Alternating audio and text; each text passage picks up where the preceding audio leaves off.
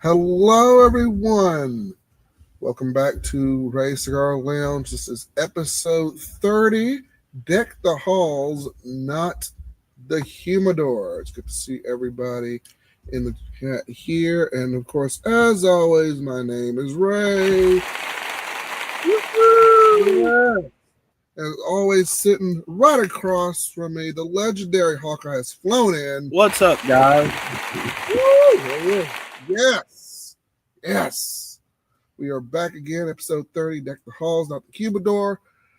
And we are actually smoking on, we might be a two cigar night. So we are looking at coming running down to the end of the year. It looks like a lot of various cigar channels, various cigar companies, and people are trying to vie for that top number one spot there. And we are going to go continue our Chimole journey here, and we are going to smoke on this is the Pangu by Chimole. There it goes right there, and that is the band at the head there, and then they have one right here on the foot. So we are going to smoke down on that cigar. A lot of different companies are vying for that spot, so we're going to go ahead and get that started here. We're going to get my lovely punch cutter. Go ahead and get that down. Boom. There it is. There it is right there. Got a nice cut right there. And get this lit up and get it started. I hope y'all have been enjoying the various clips that have been coming from the show. Just posting and checking it out. So yeah, we're going to start doing some more regular content. Regular cigar reviews, hopefully coming up either next week, probably right after the holiday or week after the holidays, and get back into the swing of things. So, testing the waters out with YouTube and everything. So, yeah, we're going to get this down, and we will give you our thoughts on it here. Take off the foot band here and get it started. Hawkeye, how have you been, sir? Good.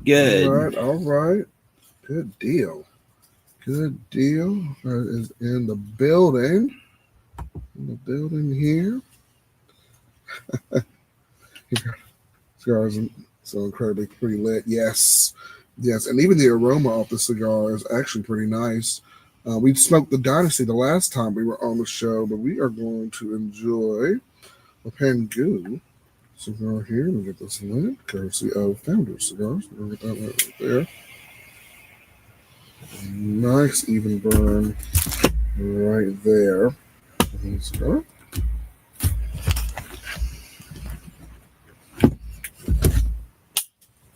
Pass me the light. Got it. Ooh. Excuse me. Now that is nice. And y'all, we got the show in before the weather gets crazy.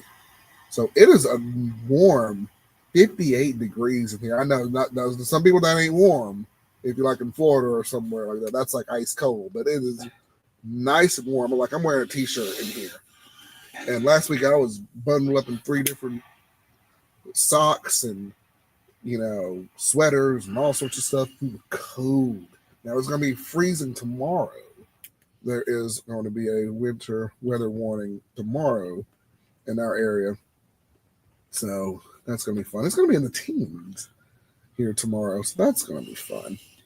So we're getting this show out. I don't know, it just worked out that the show is just on right now in this nice weather. So we're going to enjoy this while we can and be able to smoke our cigars. And I think we smoked the Dynasty last time, and it was a lot colder. I don't know if that really affected our overall experience with it, but this is actually very nice right here.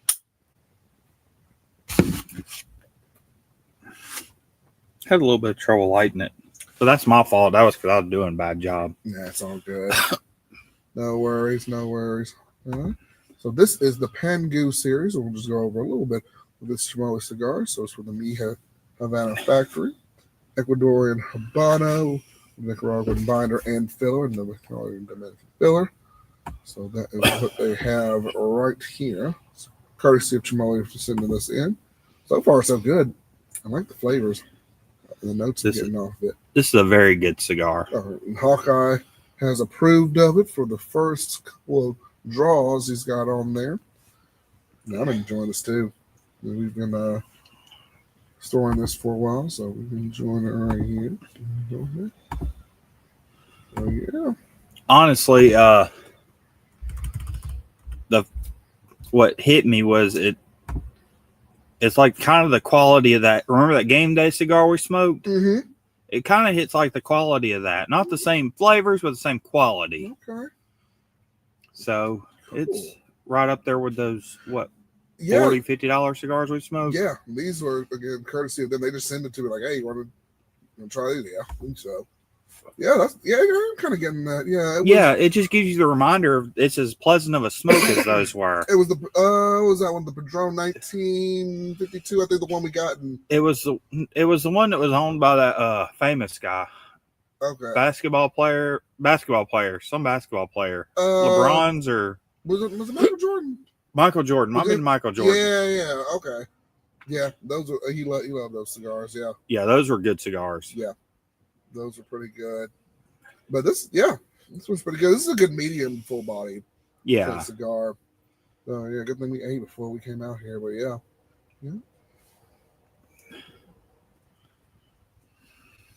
And Facebook, we are back. So we can also stream on Facebook. So if you're watching us over there, thank you also. And so got off that yesterday. So we were able to put it in. So everything's kind of working out right now. So yeah, come on in with your questions and everything. As always, we are always laid back. Always going to answer questions here. Check out all our links in the description below. And we are also on Instagram. So check us out over there as well.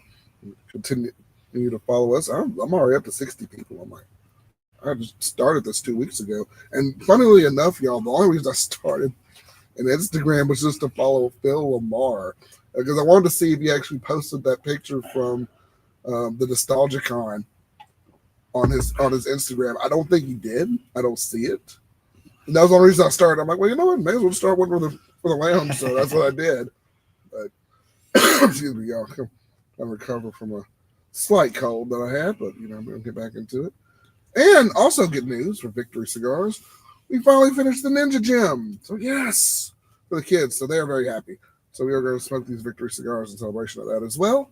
So Ninja Kids, the Ninja Gymnastic, the gym, the gym, the thing, the nightmare. It was a nightmare. Well, yeah. The kids are going to love it, but we hated it. Oh my gosh. I think you're going to hate that thing for 6 months. And then, man, the instructions were so confusing on that thing. And we were putting the pieces on. We had to take them off. We had to move it around. We had to do this. It was awful. I'm like, man. But it's done. It's done. The instructions were not confusing to me.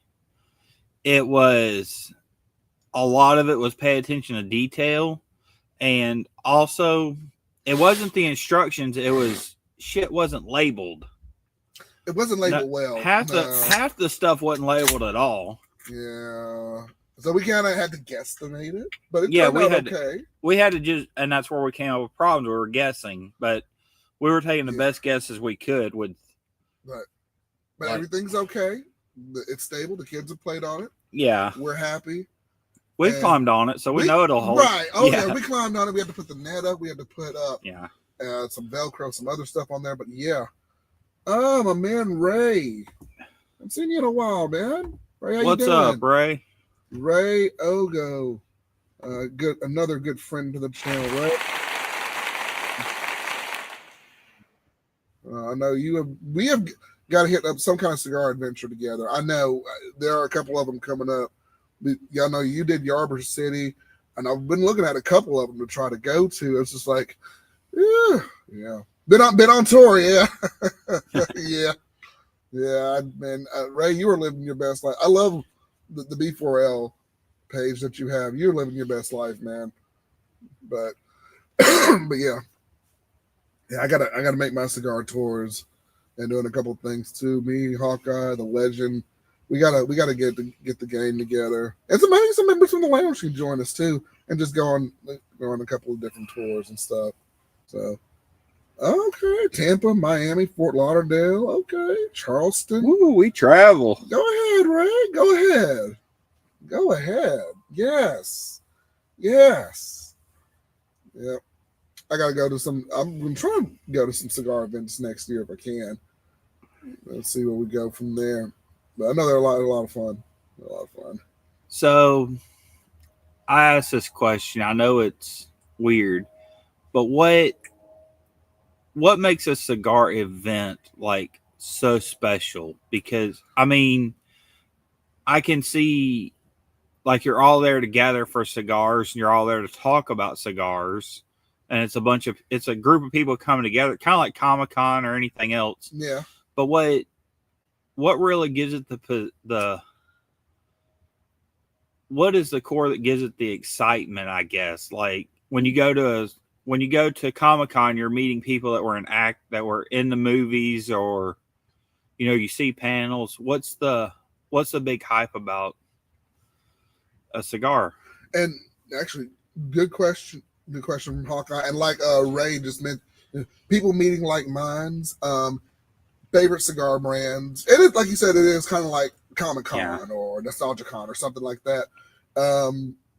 Your favorite brands, your favorite people, meeting, for Ray Cigar Lounge, maybe making connections, maybe doing things like that. And if anything else, getting out and having some fun, honestly, I look at it as a big party. Yeah. Honestly. And some of those events, I think Yarber City was actually free. If, I don't know if Ray's still in the comments section, if I understand correctly. So you could just go and sample. Just hang out. Yeah, hang out, sample, meet people, famous people at PCA, like Guy Fieri, who's the other one? Michael Knowles, big names, go out to those. And you get to meet them and hang out and smoke cigars and go to different venues, and it's a good time. I think big names like Steve Saka and other people are there. So yeah, it's like Comic-Con but for cigars. Yeah, well, I'm gonna throw in something with Ragu or with Ray, and you'll agree to this certainly. Yeah, you don't have anybody that I'm gonna meet there that's got a mind like mine, and I guarantee you, nowhere in your lifetime do you want two of me on this planet. Well, Hawkeye's being honest. I'm a little wild. Yeah, that's all right, man. I am the guy with zero filter and 0 cents. Mm-hmm. Sometimes. Just say anything. He Just do reins anything. it in, for the show, for YouTube purposes. But he always like, dude, check out these groups, and he's like showing me these posts, and I'm like, oh, okay. Oh, okay. And just nice, right? He's in there. Yeah, we met JC Newman, Eric Newman of the Newman Cigar Company. So you meet various people and the brands and the people and the companies behind them. So yeah, it's like Comic-Con or something like that, just for cigars. Okay, but it's cool. It's cool, and so you get free stuff, free food, free samples. Ooh, free food! I'm down for that. I'm down for that. Sometimes with certain events, yeah. If you know somebody, I know some other channels and stuff. You get in there and they just have a good time, man. For me, it's just like convention's like a vacation for me. So I'm not spending too much.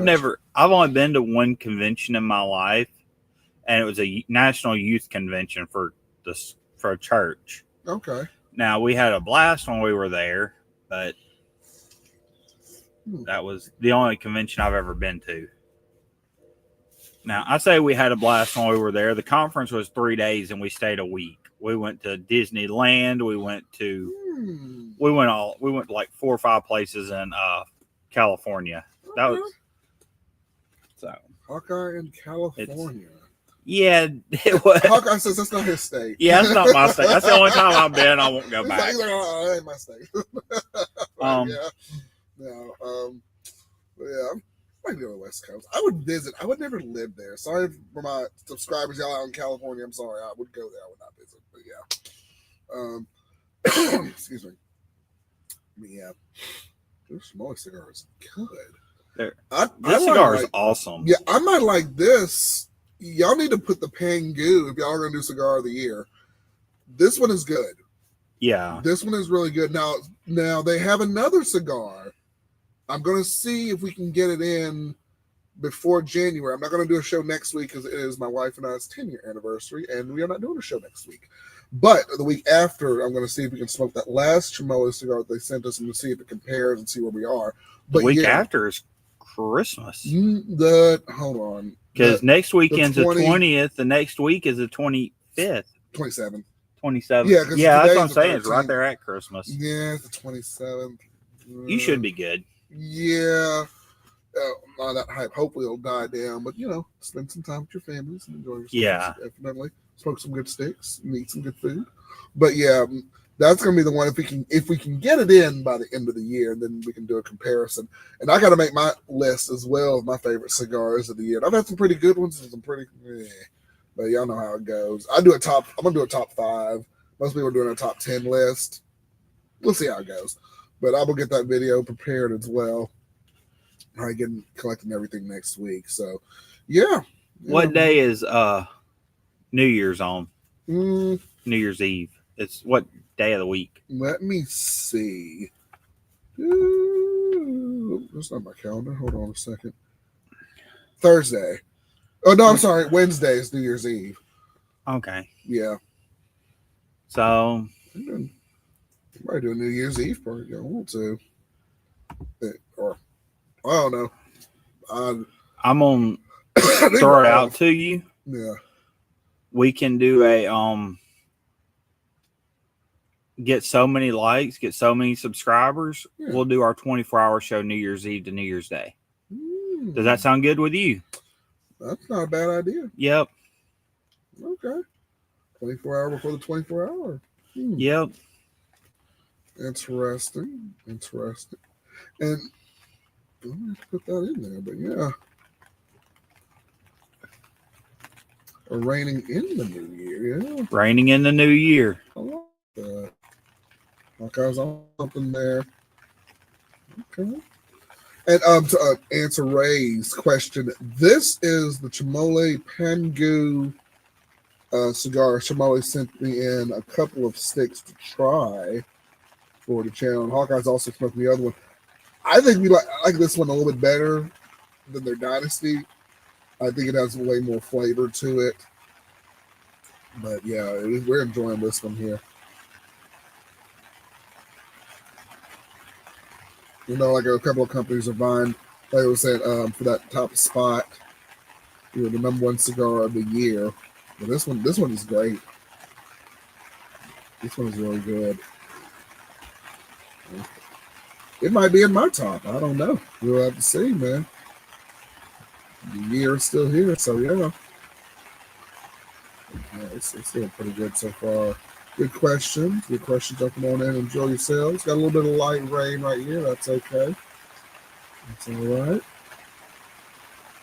That's all right. Y'all come on in. Getting a little bit of caramel.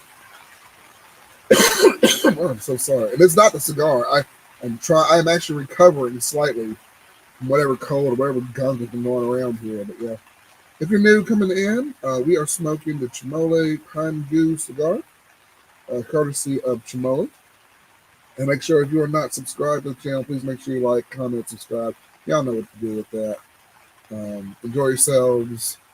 Follow our social media. And we are on Instagram. Just got an Instagram a couple weeks ago. We're already up to 60 followers, which is really awesome. So y'all follow that, check it out. We're making some connections over there. Follow me on X, follow us on the Facebook group, and follow the page. And if you really like what we do, I got it right this time. Scan that QR code right in the top left corner. That will get us to the Ray Cigar Lounge PayPal. Just helps us out a little bit if you want to send a little donation on the channel. It's just a tip jar. Not obligated to do it if you don't want to. We will still love you all the same. But if you want to do that, we appreciate that. So, and like Hawkeye said, we may do a New Year's Eve special, or we may rein in the New Year and go a little bit longer. We might do it a couple hours, 12, 24, just kind of depending. But we'll bring in the New Year's and get some new things on there as well. So, yeah. Okay. My first take on this cigar, I just Googled the price range. Yeah. top cigar we smoked for the price and overall quality. Okay. Because these range 16 to 18 a stick, That's not and bad. the only cigar that I can really say it equals to was one that we paid $50 for. So I'm really like that. The This two, one, the two we paid okay. 50 a piece for. Right, That's really the kind of vibe I'm getting from this cigar more than any other. Okay. All right, Chimole. Shout out to Chimole. And I hope I'm saying that correct. Chimole. Come on now. So Hawkeye gives the seal of approval. I agree with him too. This is the first third of a cigar is usually a little bit bitter when you're kind of smoking when you're kind of starting out, but I'm already getting like some nice caramel, some nice feel to that cigar as we're going through it. So very nicely done so far. But yeah, man, I'm enjoying this, man. Yeah. Definitely enjoying this. I'm definitely going to pick up a box. Hopefully we'll get a little money after the holidays. We are strapped until January. Yeah. But we will be getting some pretty good stuff in there. So yeah. Founders, Chimole, yeah, we got some good mind in there for it. But yeah, this is good. I'm gonna savor this one, yeah. Speaking of the holidays, Mm-hmm. do you know what your daughter asked for Christmas? Asked Granddad. What did she ask for? An Xbox, a pink Xbox. Well, we can get that baby a pink Xbox. That's fine. That is perfectly fine. You gonna pay $600 for an Xbox? Oh boy. Yeah. Oh boy. Oh boy. Well. So. Yeah. But there's a get around it. Oh yeah.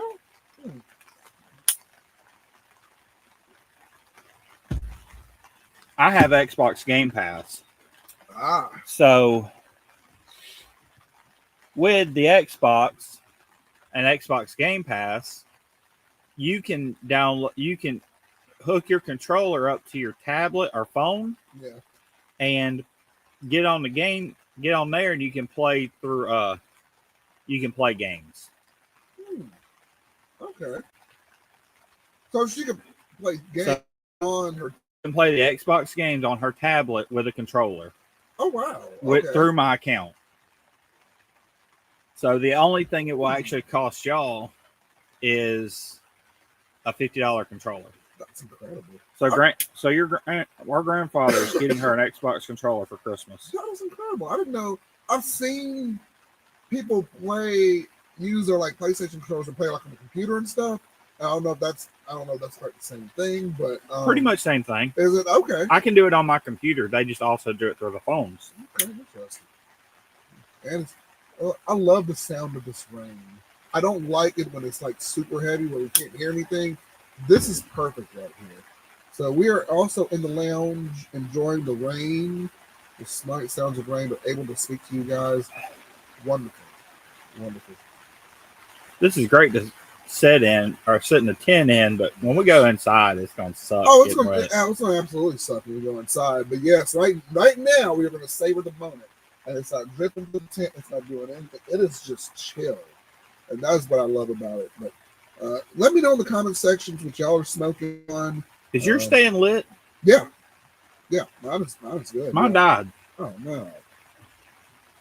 And also, I don't know if y'all saw this. Chimole had the footband's a little torn on mine. But it had a footband as well that was going on with it. So it's a little torn. But that's all right. Yeah, okay. Yeah, it's a little bit. But yeah, had a footband. Excuse me. All right. But yeah. Appreciate everybody coming in. I'm gonna end up freaking torching mine trying to get it to fix.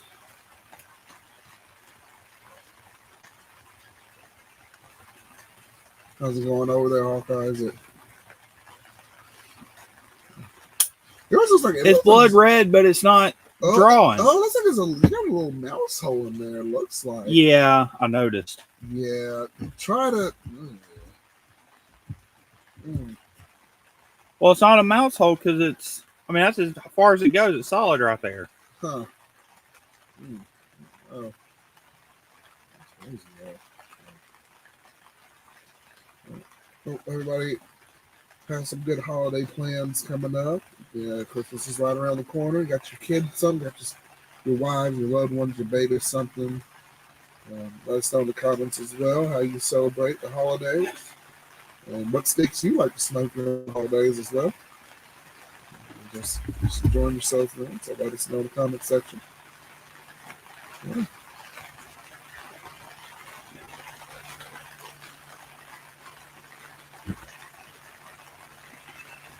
Yeah.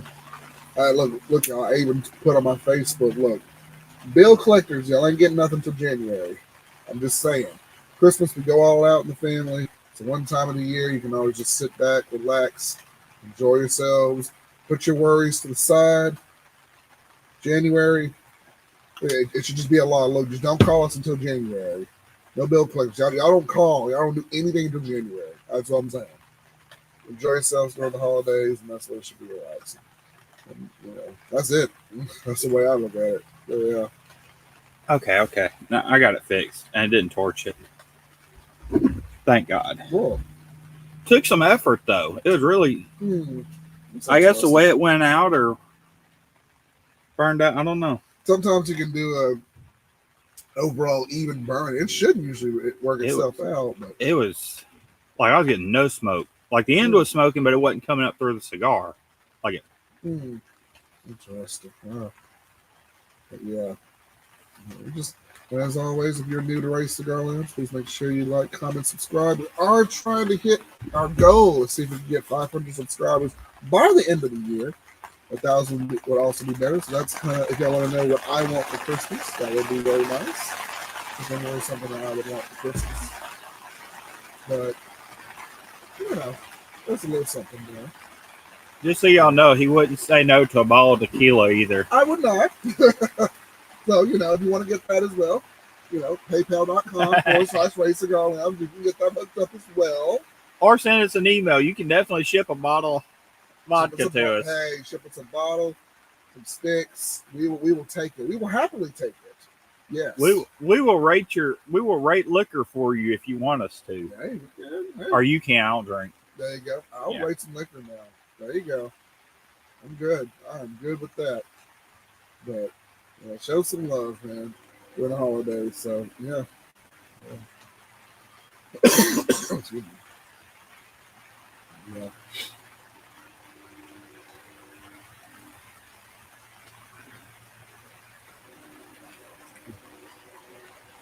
There's a nice flavor there.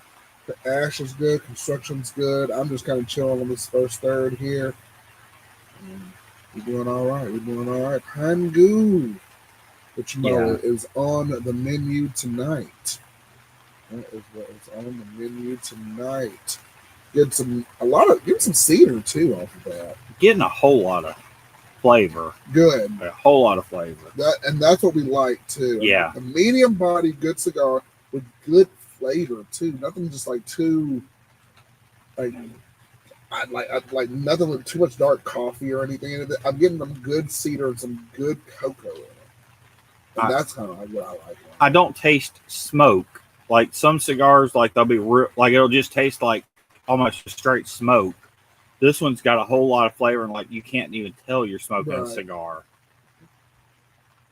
Oh, absolutely, Ray. Yeah, please do. Just let me know a good time. Yeah, a good time on the show. We'll definitely get you as a guest host or a guest star on the show. Absolutely. Bring the cigars, man. You got my contact information. Bring them on, please. Please, yeah. I got that new electric humidor. My other desktop humidor is almost empty now. I moved all my stuff over to the electric humidor. So, hey, we'll take some more stuff, definitely. Excuse me. I'll exchange and get me some of yours, too. I'll exchange some of my favorite cigars, give them to you as well. You haven't already smoked them, but I'll give you some of my stuff, too. So, yeah, man. No doubt.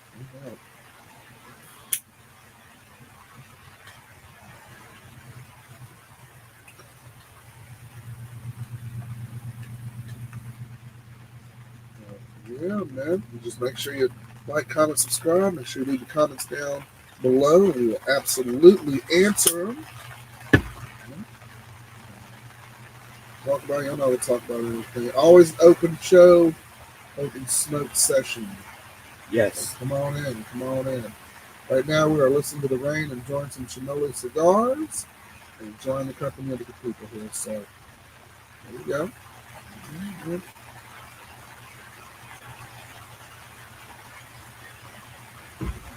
We got the famous Hawkeye with us in the building as always. So, we're having a good time. We're having a good time. It was like so nice you just sleep together. It is. Yes. And it's gonna be freezing when we leave when we get out of here in the morning. Oh, it is. Oh, yeah. It's gonna be rough. Tomorrow's gonna be rough. Tonight is nice. Tomorrow. The high for tomorrow is at midnight tonight. Yeah. Yeah, it's gonna be in the 30s and early in the morning. It's gonna be 16 degrees tomorrow night. Yeah. But Hawkeye, he's got to fly back to the apartment and turn his water on and get his cabinets open. You got to get the nest straightened out and ready. He's got to. You don't want him to. I got to make sure that family of rats is comfortable too. The family of rats is comfortable. I got to keep my pets comfy. Yes. Yeah, they don't want to freeze on them. Yeah. It's gonna be rough in the streets. Well, we weren't even sure. Actually, mentioning that, they weren't even sure if we were even going to go into work Monday because they think the streets might actually be like iced over. They think. We don't know yet. Let's sleep in, have a 3-day weekend, but that's what they're saying. I don't know. That's a 3-day weekend, but 1 day short of pay. And it's a bad time of year to be short of pay a day. Yeah, I don't know if they're going to pay us for it. They won't pay you, I'm sure. Or we'd have to use our own PTO, and I'm like, PTO's a little short. I don't know. Yeah. It's only short for a couple more weeks, though. Yeah, that's true. It does. It renews in January. We're happy. Yeah. We need that to renew in January. But yeah. But so if you are out there, if you're getting hit by cold weather, y'all please be safe. Make sure you bundle up really well. Make sure you got your running water, enough food, bread, and things like that. If you're gonna you're in that situation. So, and a good warm cigar if you can get one. So, stay safe out there. And make sure you're not getting sick and can recover yourself. So, enjoying this Chinole cigar. Good job, Chinole. This might be your hit right here, Chinole. So hold on to this. But we haven't tried the third one yet. We're going to hopefully get it in before the new year. But so far, this one's awesome. You ashing that one pretty good. Mm-hmm. And that's when you know the construction is good on there. You know what? The ones that I ash regular are the ones that mess up more on me. I think ashing them can mess them up. Oh, yeah, ash them too fast. Okay. Yeah, and it stays lit. Yeah, longer. That's what I'm saying. They stay nice when they're. Yeah. You ash any time, but if you. I think ashing them when you think you should. I think you should wait about 3 minutes longer. Yeah. Yes. I agree with that. Okay. Come on in. If you have any questions, comments, anything you want us to do coming up, just let us know. We'll happily answer in the chat and comment section below. Open session, free smoke session. So.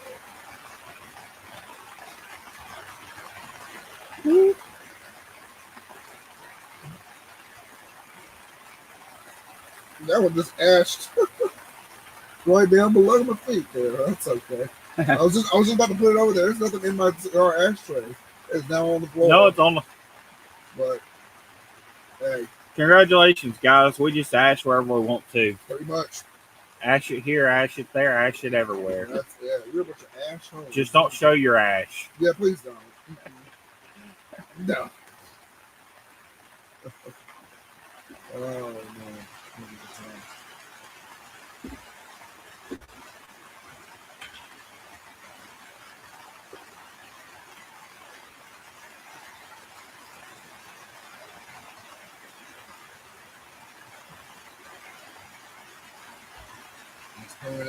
Non-alcoholic pairing. I will throw in some alcoholic pairings in the future. Right now, y'all know what I do. Dr. Pepper, non-alcoholic pairing. Nothing wrong with it. That's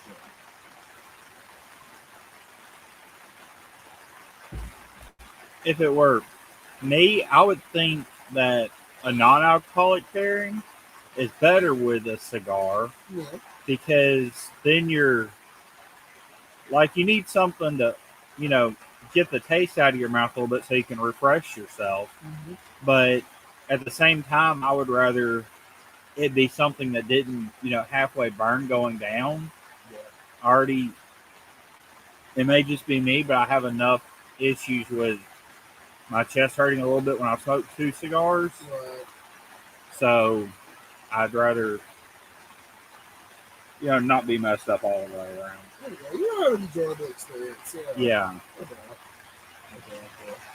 What's going on, Medieval Man? Not much. We're just enjoying the rain, enjoying the weather, and smoking on some Chimole cigars. So enjoying some Chimole at the Pangu in Chimole.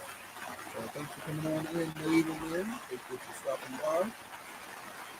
Just hang it out and listen to the weather, man. And read the comment section. That's how we do it. That's how we do it, man.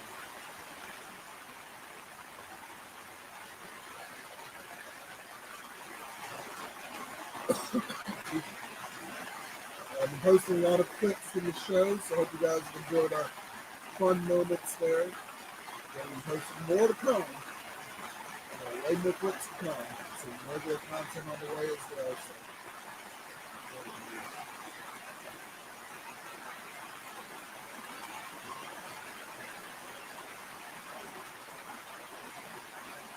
Woo, it's raining hard now. Yeah, it is. Yes, it is. Facebook, we're back. We're streaming on Facebook as well, so go check us out there. I don't remember if I asked you before, but have you ever seen the group that does Facebook and YouTube? They're called Drake and Josh and Jake, or Jake and Josh, whichever form. They're 2 British guys. Watch your computer, it's sleeping right there. They're 2 British guys that tour America. Like they frequently come over and visit, and they don't just they go like, you know, just randomly go to places. Like people on their channel say, "Hey, you need to try this restaurant," or "You need to go here for food." It's Oh, so I think I know what you're talking about. But when I came back from New Orleans, I was staying with the legend. I don't know if it's the same 2 guys, but they went into, I think when somebody from New Orleans, they had a one of the photos for the first time. yeah, Okay. they do all kinds of stuff like that. They have all kinds of. And they had like the New Orleans signature team, and they're like, this thing's bigger than my face, man.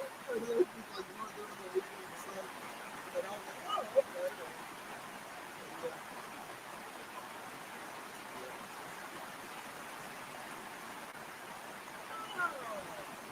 Long time no see, my bones. How you doing? What's up, Hot Pot? Yeah. Welcome back. Hey guys, let us know if y'all can hear us real well. Yeah. Yeah. It's a little windy A little rainy. and raining too, so it's so if we sound like we're yelling or something, we're sorry. It is under a tent. The rain has picked up a little bit, so if I'm yelling, I apologize. We're trying to make sure y'all hear us. Yes. So if you can't hear us, please let us know in the comment section if you have some trouble hearing us. Okay. Oh, let's see. Leave it right there. Leave it just right there at that second. You knew it wasn't going to do that. It started getting harder. Yeah, I know. Oh, we're supposed to. But yeah, let us know how we're doing. And so we're streaming. We're doing good. Okay. One thing about Mother Nature, guys, she pays no attention to criticism. Yeah. Not whatsoever. Independent woman, she don't need no man. She does what she wants. We could take a lesson from her, like 0. Oh. Not that was a turn to us.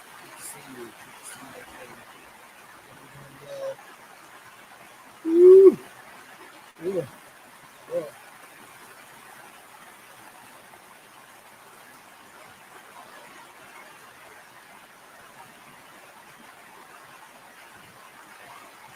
And guys, let us know what you're smoking on the comment section. If you're smoking on anything tonight.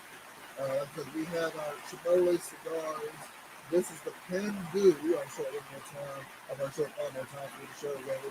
So that is the cigar we're smoking on. We smoked the Dynasty on the last show, and it was super freezing out. It's like 58 degrees. The weather is beautiful right now. It's going to suck tomorrow, but it is beautiful right now. Well, not right now, but it was about 2 hours ago. Yeah. I mean, it's still okay, but it's going to really, really suck tomorrow. There we go. It's easing up now for a minute. Okay. But yeah.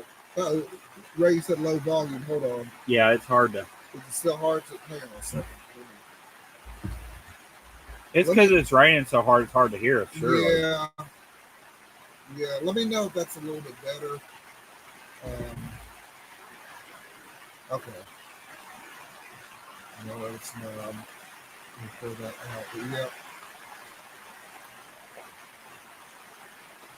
Okay.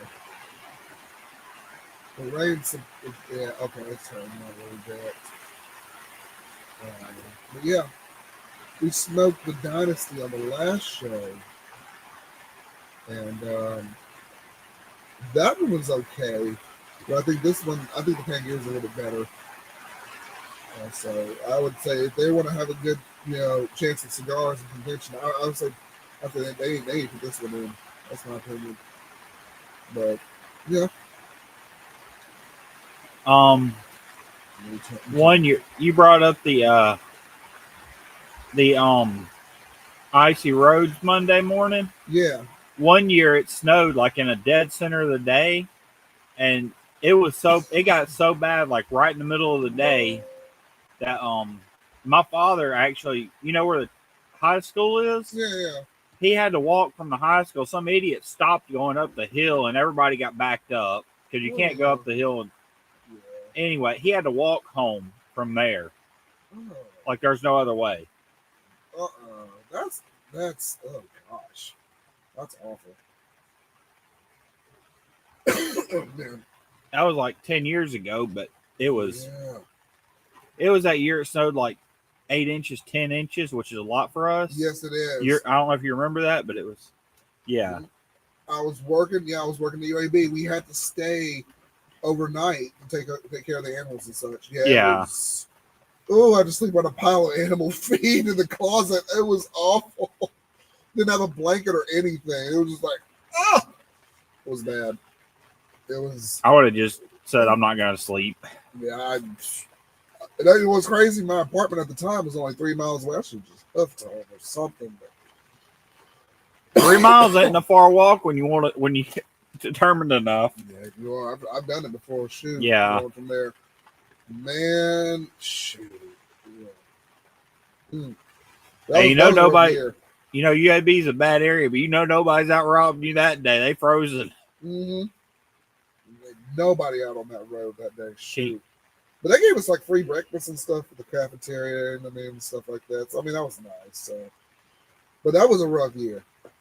Did y'all get paid for a full 24-hour shift? Mm-hmm. They had to adjust their clock, so they adjusted our settings. The only time they didn't pay us, well, they didn't pay us technically what they considered while we were sleeping there, but by the time we had gotten up, they paid us for the rest of that time. Oh shoot! I would have worked all night and then gotten paid for that too. Yeah.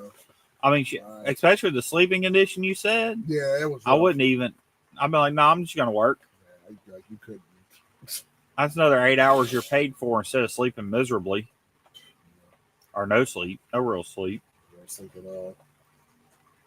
But yeah.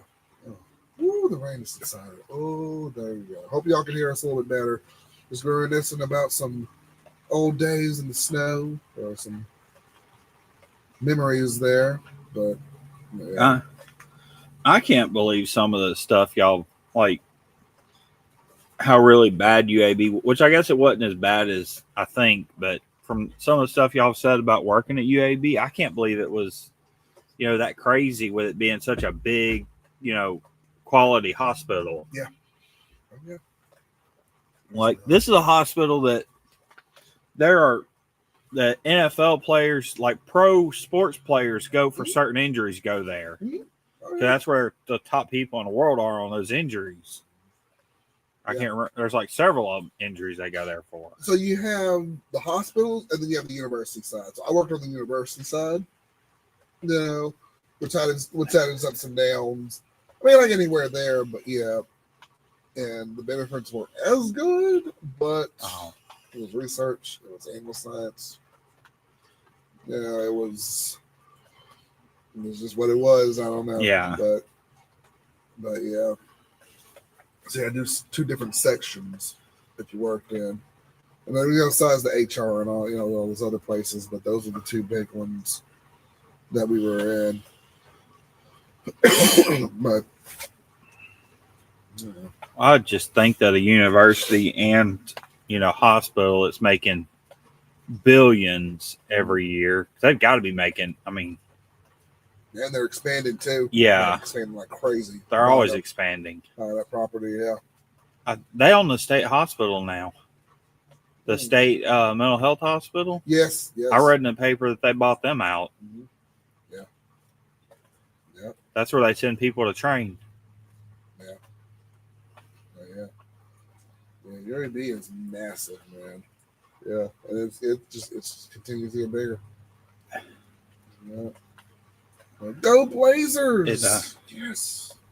I don't go Blazers. Their football team sucks. Yeah. However, it's mostly yeah. medicals. I mean, it's only a medical school, pretty much. More or less, yeah. So not too many doctors want to play football or play any sports. Not really. I mean, they're all right. Yeah. It's fun to go to the games. Yeah. But you're never going to see them in any contention for anything. Mm-hmm. And part of that is Alabama keeps them out of it. They don't send the funding over there for football and stuff that they could, is what I heard. That makes sense. Well, you have UAB, University of Alabama, Birmingham, and then Huntsville, then University of Alabama, and Tuscaloosa. I thought those 3 would have, I don't know. Well, they're all run by the same athletic department. Okay. Is from my understanding of it. Mm. And all the concern is with University of Alabama. Mm. Which makes sense. They do when, they bring in enough money off football to cover all of them until they start paying players. But yeah. The nil. There is a discussion about should they pay players. Yeah. And that is if you just look at the top surface, those players are bringing in a ton of money for the school. Yeah. But if you dig down beneath it, a lot of that money goes back into, like a huge chunk of that money goes back into the athletic department. My problem with them paying the players is, first of all, it's going to get rid of scholarships. Yeah. And like all these secondary sports that don't make money are pretty much going to be cut out. They're going to lose so many sports. So a lot of people are going there on athletic scholarships, right? Yeah. For minors are going to lose it. They're going to lose it. So really, you're going to hurt a lot more people and help just a few. And I think that seems to be part of the problem with the country is we try to escalate the few and cut out the many. So I think it's kind of the problem with the country that we're facing in college sports now. I agree with that because I didn't even really think about, do they do this with all sports? But it doesn't seem mainly, I guess, like the big ones, do it. Football and basketball are going to be about the only ones. Mm-hmm. Even Alabama softball is a big thing. In Alabama, their softball team's a big deal, but they don't make money at it. They lose money. So even for it being a big deal, they don't make money really. Huh. They might break even a little bit, but they don't profit enough to pay players. If they start paying football players, they're going to cut it out. So what you're really going to do is cut the sports down to maybe 3 sports. You may have baseball, football, and basketball. You're going to cut almost all women's sports. Or all unisex sports. too. Like ones where men and women can compete. You're gonna cut all those. That's interesting. Wow. Just, and I get it. Some of those players are risking a lot to play football Yeah. or basketball. Basketball can be dangerous too, but it's. Ooh. And then teams like then some teams don't make any money playing football, so they're going to have no fair. They can't offer anything fair. You know, you get to. I can't even think of any of the schools. You go to, what is it, that school down there, and there's like 5 or 6 of them in Alabama that aren't related to Alabama or Auburn. They're just small colleges, and they're not even going to have anything to offer football players or sport athletes. Probably my old alma mater. Probably. Yeah. So So they're going to get absolutely zero chance to get anybody that's. Yeah, they barely had stuff for the band program when I was there. I was like, shoot, I got my little half tuition got out of there. I said, man, but yeah, it's rough. It's a huge imbalance too. Because it's like it's enough for the sporters and left for you just trying to get through. Band's going to be a huge thing. They're going to probably, fund a lot less. Think about it, that. Don't make money. No. If you're forced to make money, then. Because we had to, when I was there, we had to go to a lot of competitions, and like just previews for like high schools and various places. But they were high schools that we had already gone to. They were like, oh, okay, and just doing showcases. Well, I don't think they paid us anything. I think we had to just go there, and show up and be like, hey, you want to come to our school? Come on. Well, it builds publicity for the college, right? Like, hey, look, from Silicaga, look, he went here. You want to go here too? And that's what we did. We went to our drum majors high school and did like a halftime show there, and then we went to a couple of other high schools around the state and such. Mainly just recruiting folks was the big thing, and which really sucked because 2 years later they had a little extra money that they could do full scholarships and full rides for new people coming in to the band, which really sucked because the band director he wanted to give me and like a few other people like a full ride because we were decent players, but he couldn't do that according to the president. He had to give it to the people who were coming in that were coming in. And I'm like, man, and I come in like 2 years later. I'm like, dang, that stinks because the rules change like that all the time. So it's just like, man, I could have had a full band scholarship, paid less tuition. What made you choose that college out of all of them? They were like, hey, the half tuition thing kind of got me. I like the smaller atmosphere. I work a little bit better under that. That's just kind of my thing. I was wondering if I don't know how well you played. I've never heard you play. That's pretty decent back then. I was wondering, like, if you went to another college, would you have gotten a full ride? I don't think so. Only because the competition would have been like so much higher. Like I'd have to practice every day, which you did back then. I did more or less. Because I went to a couple of honor bands. I went to the Auburn marching one. I went to Alabama's concert band my senior year. They thought I was going to go to Alabama, and then I did one more. But you look around and look at the lay of the campus and stuff like that, and you go in and look at those kinds of things. And I just like going there. I just like the campus. I like the area. I like it had what I was looking for there. That's just kind of why I went. It was close enough to home and far away from home. Yes. Yes, it was. Excuse me, apologize and just recovered from this. But yeah, that's kind of my thing there. But yeah, it's man. The rules, everything's changed every year because something else just comes up. Other opportunities come up after year, and then like you're already grandfathered in, so you can't take advantage of those opportunities that are now coming in, which really sucks. But it's like, so I don't know. It was what it was. So I'm like, I can stay here, I can transfer. I'm like, nah, I'm already knee deep into this thing. We just finish it out and just go. And my college degree, just move on. So that's pretty much what I did. And so I look back. So 11 years later, here we are. So yeah, it's all good. It's a good school. It still is. I just hope the funding goes in the right direction, in the right places. So yeah, go Hawks, Hawk 'em. Yeah, Is it Hawks? Yeah. Oh, Hawks and Hawks, the Hawks. But yeah. So yeah, I've been there in a while. I got a homecoming one year.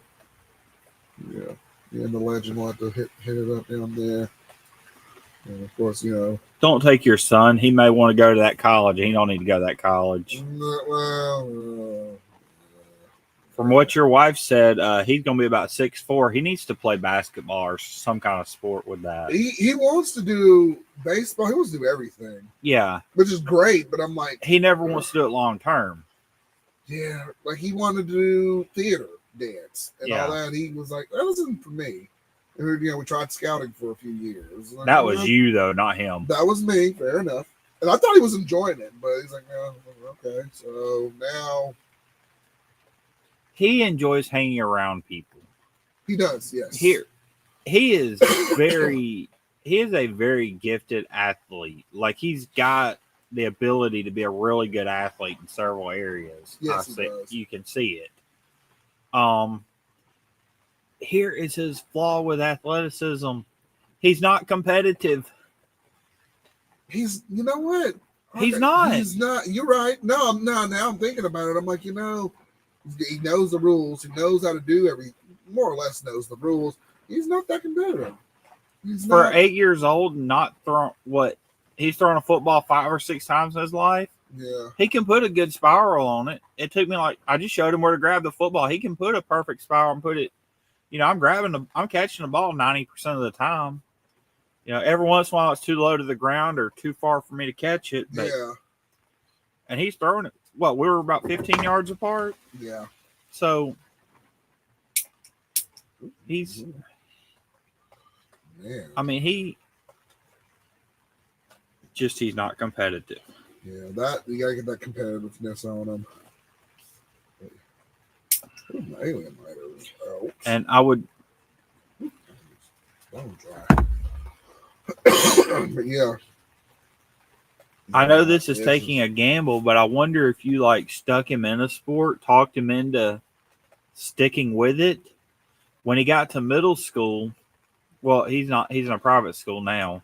Yeah. But when he hit to where he was doing it with an actual team, they might bring out a competitive spirit in him, wanting to win. He'll be driven by his teammates and become that kind of way.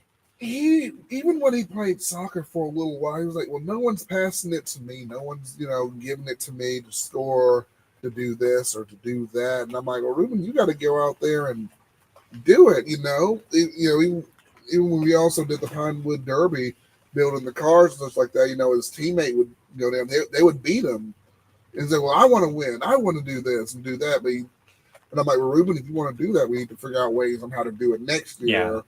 So we can get better at it, and then we see what we need to tweak and what we need to do and stuff like that. But he needs to stick with something, and that would be the hardest thing is that commitment. He gets mad when he loses and then quits. Yeah, that's the problem.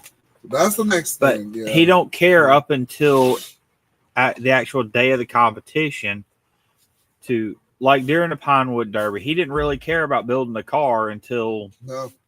But when he got at all, he didn't. In the first year,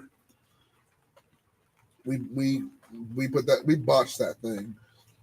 That thing was so heavy. I'm like, no, it was too light.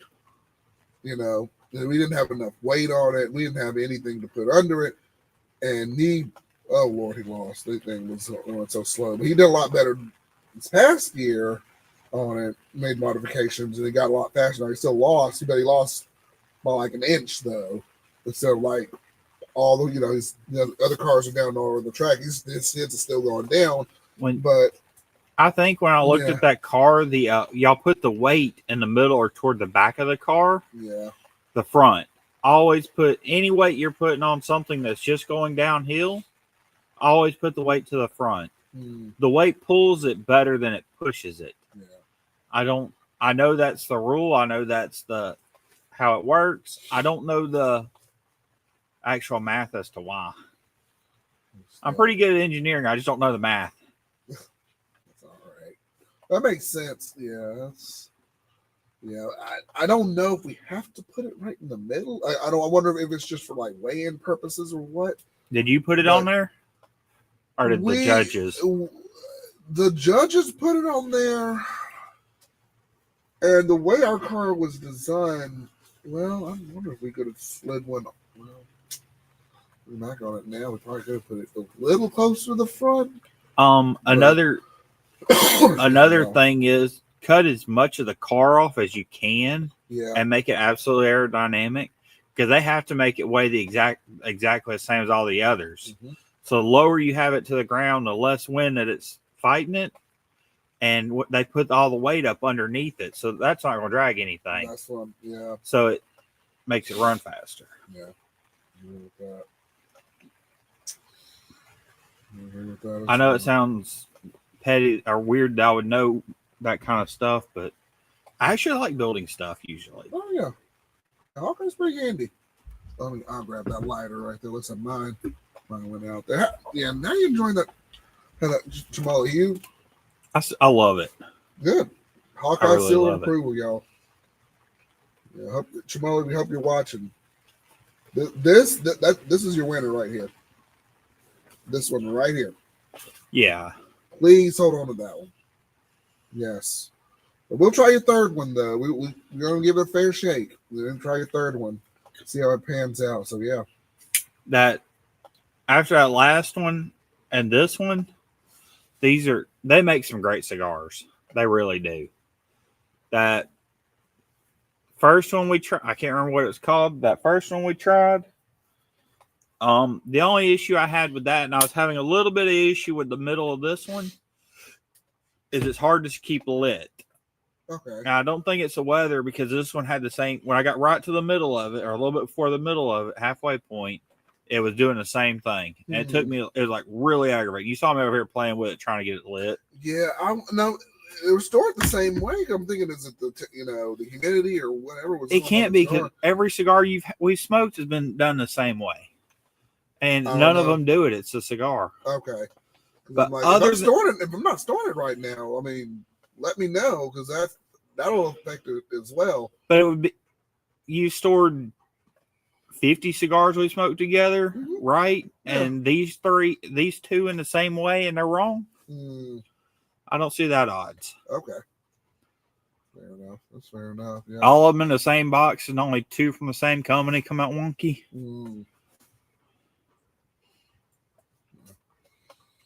I'll take that. Yeah. But yeah. As long as it's nothing on our end, we're not doing it. I mean, this is still going strong. Well, so yeah. Once I got it relit, once I got this one relit. Now the first one, I couldn't ever get it relit. I kept having to relight it. Every 30 seconds is going out. Right. And eventually I just trashed it, lighting it so much. Right. Yeah, now you just charring it. I just charred it. Right. I think I relit that one like 20 times.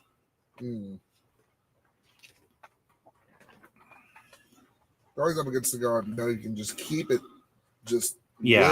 I mean, you put it down for a second. You might have to relight or whatever. But like, once you get it once and done, you got you a good. I think something in their rolling process. I think if they could roll them just a little bit better, okay, and keep the same tobacco in it, they would have a top 5 all-time cigar. Okay. Right. Just good feedback there. Yeah. Okay. Because other than, it's incredible smoke. Just it didn't stay lit, and this one had the same problem for a minute.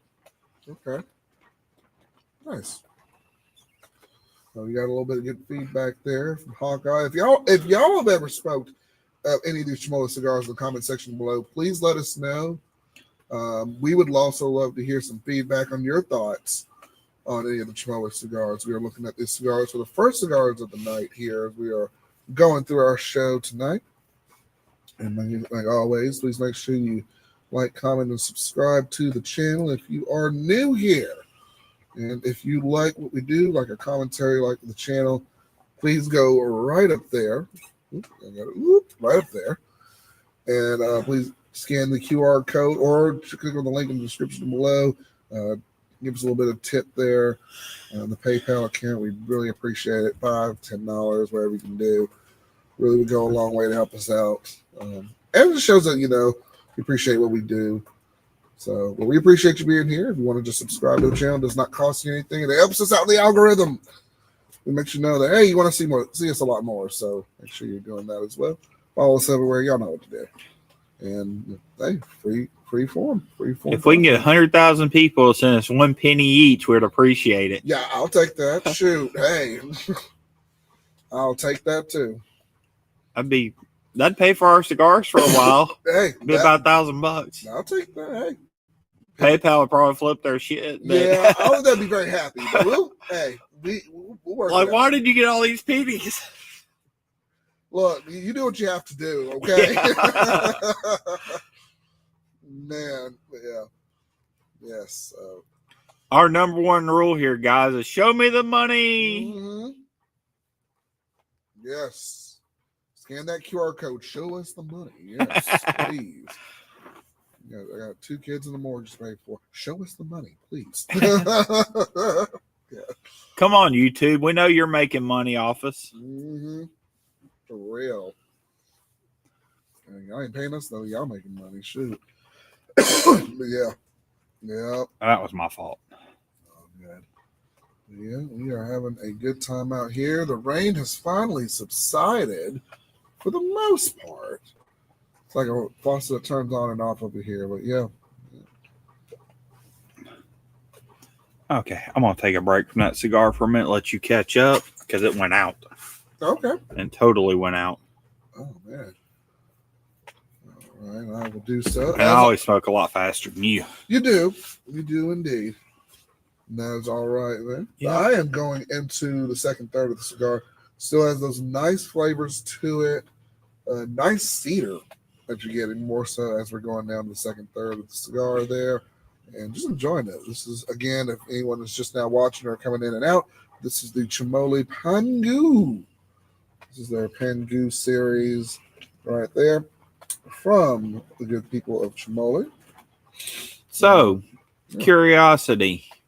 Why do you break it down to thirds instead of quarters or... So that's when you get a lot of cigar people or people who do this, they break it down to thirds. That's where you get most of the flavor. So you get it right off the bat. If you light the cigar, you're going to kind of get that initial flavor and kind of get an idea and a taste of what it is. So as you're smoking it through, you're kind of getting that introduction to the flavors there. And right in the middle of it, they say that's like the sweet spot. In most cigars, you'll get the second third of it. And then as you go down to probably, where my fingers are right about there, about the third of the cigar, you're mostly got the brunt of the flavors. You may get some after flavors, so some little hints and notes of everything else. So you're kind of in the way, still kind of reviewing it and making sure you're not missing anything else. And then, of course, that really nub spot kind of gets the burn spot on there. But it's thirds, it's kind of how you break it down, like from beginning to end. That's how most reviewers do it, because most of the flavors and most of the binder and the fillers and everything, it breaks down in that way. Yeah. And some of what I think it is are from me smoking them, though the difference is you've gotten used to by the time you smoked it a little bit, say 10 minutes, 15 minutes, which is about a third of the cigar, give or take. Yeah. You're at that point, you're kind of used to the obvious flavors and you're starting to notice other stuff. Mm-hmm. So I don't think it's a cigar that changes. I think it's that you're kind of putting out you're kind of breaking down getting into more detail in your taste. Yes. I don't think it's a cigar that changes. Not so much. And it also sometimes depends on what you eat, what you drink too, what you consume throughout the day. Because those are some of the things that you may end up tasting in a cigar. And some people may end up tasting something different depending on what they eat and what they consume as well. So it's just, it varies from person to person. Somebody may say this cigar is the worst thing they've ever had. I love it, Oh yeah. So it's, and I go back to the flathead. The CEO is the flathead 860. I don't like it, but somebody else might. So it varies on person to person, and depending on just what you like and what you don't, and your taste and your preferences with it. Really, is really what it boils down to. So, but yeah, I mean, this one definitely is a contender. But yeah, that's kind of like me. I like a flavor to my cigars. I don't like a whole lot of. I don't like them to be really smoke flavored, or maybe it's leather I'm getting in there or something. I don't. If it's evenly balanced with some flavors like this one is, I love this. Yeah. If it's too heavy on one thing, not gonna make a good smoke. That's just me. I'm not really good at the notes. I can't figure out what notes I'm tasting, but there's some cigars we smoked even on the channel. They tasted so much like almost like I'm trying to smoke a high dollar cigarette instead of a cigar. Like that kind of smoke. Like it's not like true cigarette smoke, but it kind of feels like it's trying to be. I can see that. Yeah. I agree with that. And yeah, just how the tobacco's fermented and made, and then just the construction of where it comes from. So I agree with it too. And that's why I was just like, well, is it being stored properly? I'm just trying to make sure because it's not too dry, it's not too wet. And unfortunately, the weather conditions and stuff like that kind of depend on it too. So, but right now, luckily, before the freeze hits, is a really good time now to just try to get those in and smoke them, at least in a decent controlled area.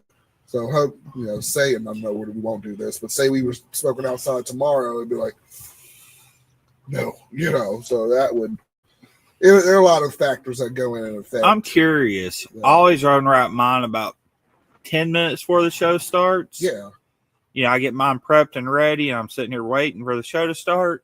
I wonder if that 10 minutes can fuck up the cigar. No. Mm-mm.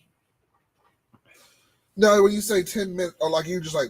I mean, when I start, it's like I take it out of the wrapper, I cut it, I get everything ready, take all my papers off, and do all that. Like 10 minutes before the show starts, so... No.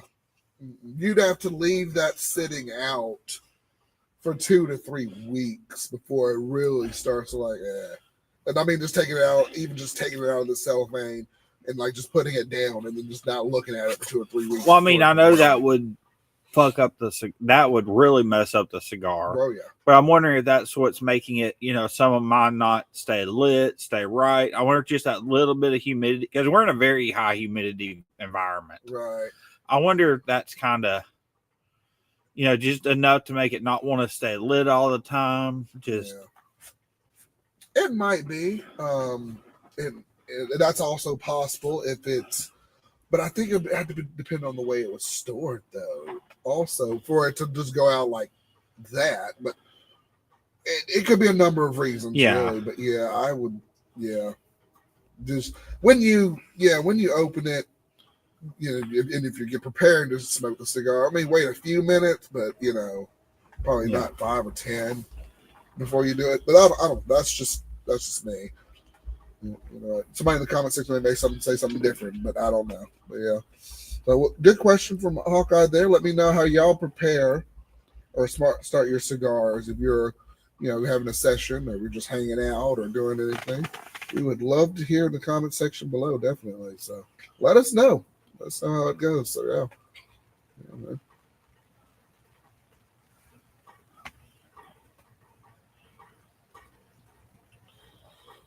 Yeah, we are hanging out, riding.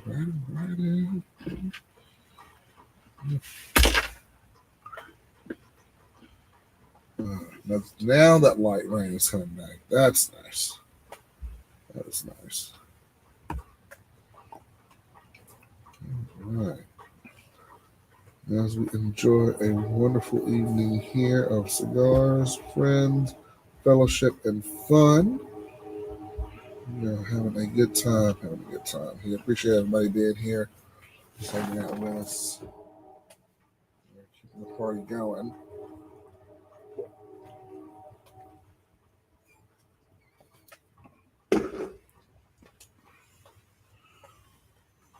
And let us know in the comment section below. I've also posted some clips. Let us know what your favorite clips are, any of your favorite videos, anything that we posted, or anything like that.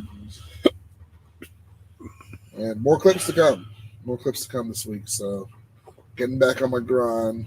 So yeah, it's regular videos also to come. So look forward to that. Oh, guys, we had a special visitor tonight. Oh, we did. Oh, we did have a special visitor that came to the house. Oh, Santa Claus came in early. not for everybody, but more so for the babies. Yes. He didn't bring me any gifts. He didn't give me anything either. No box of cigars, or no lighters, nothing like that. But the kids were very happy, and it was awesome. Awesome. It was very nice. Santa's getting a jump start on his Christmas adventures across the world. And he happened to stop by Brazil. So that was nice. That was very Now nice. I just need the Grinch to come by tomorrow night and take the gifts. Oh. That way he can feel bad. Yes. And hopefully give back more. Yeah. There you go. We'll always take more gifts. Oh, goodness. Take one, give two. Yes, he gave your daughter makeup. That's exactly what that girl needed. Oh, goodness. It's going to color all over the walls, color everything. The good news, guys, is she does not believe boys wear makeup, so she does not want to give any boys a makeover. I said, could you give me a makeover before the show so I can look nice? No, boys don't get makeovers. Oh, okay. She told me the same thing. No. Oh, my goodness. She said no to all the guys. Well, give one to Granddad. No. What about Papa? No. What about the dog? No. You tried. So, but y'all see on camera, that's what you get. Sorry. Yeah, his daughter won't do his makeup. She was supposed to be my wardrobe stylist, my makeup. Your wife might do your makeup. Right. She probably would. Give you a nice eyeliner. There you go. They're looking all funky coming on the channel. Oh, but yes, yeah, we did not get our makeup done prior to the show, y'all. I know it. Yep.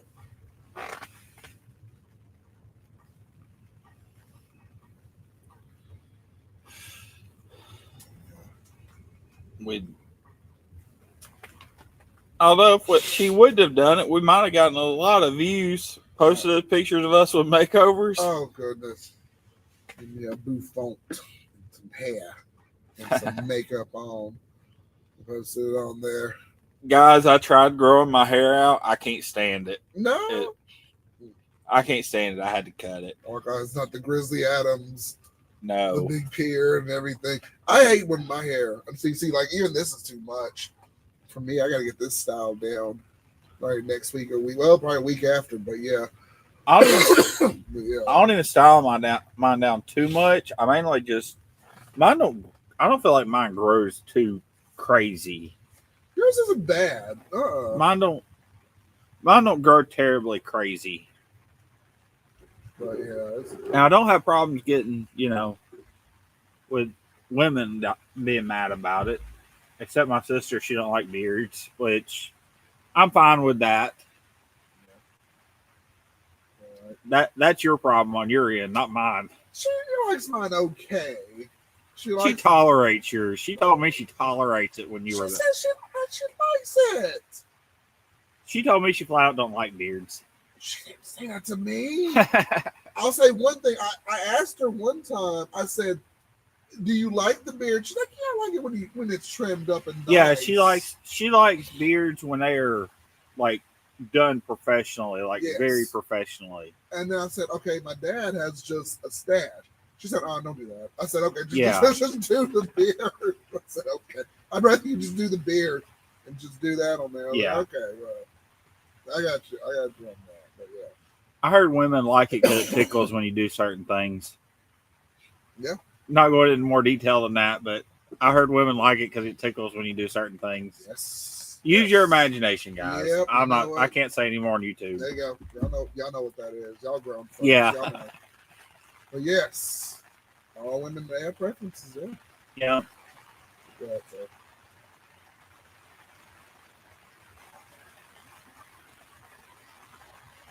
And some guys may be different, but a lot of guys, especially me and you, look like teenagers when we don't have beards. No, mine's even. I look like I'm 11 or 12. Yeah. It's bad. I walked in there, so where I used to work, I think we were talking about UAB. Yeah. We had to do every year.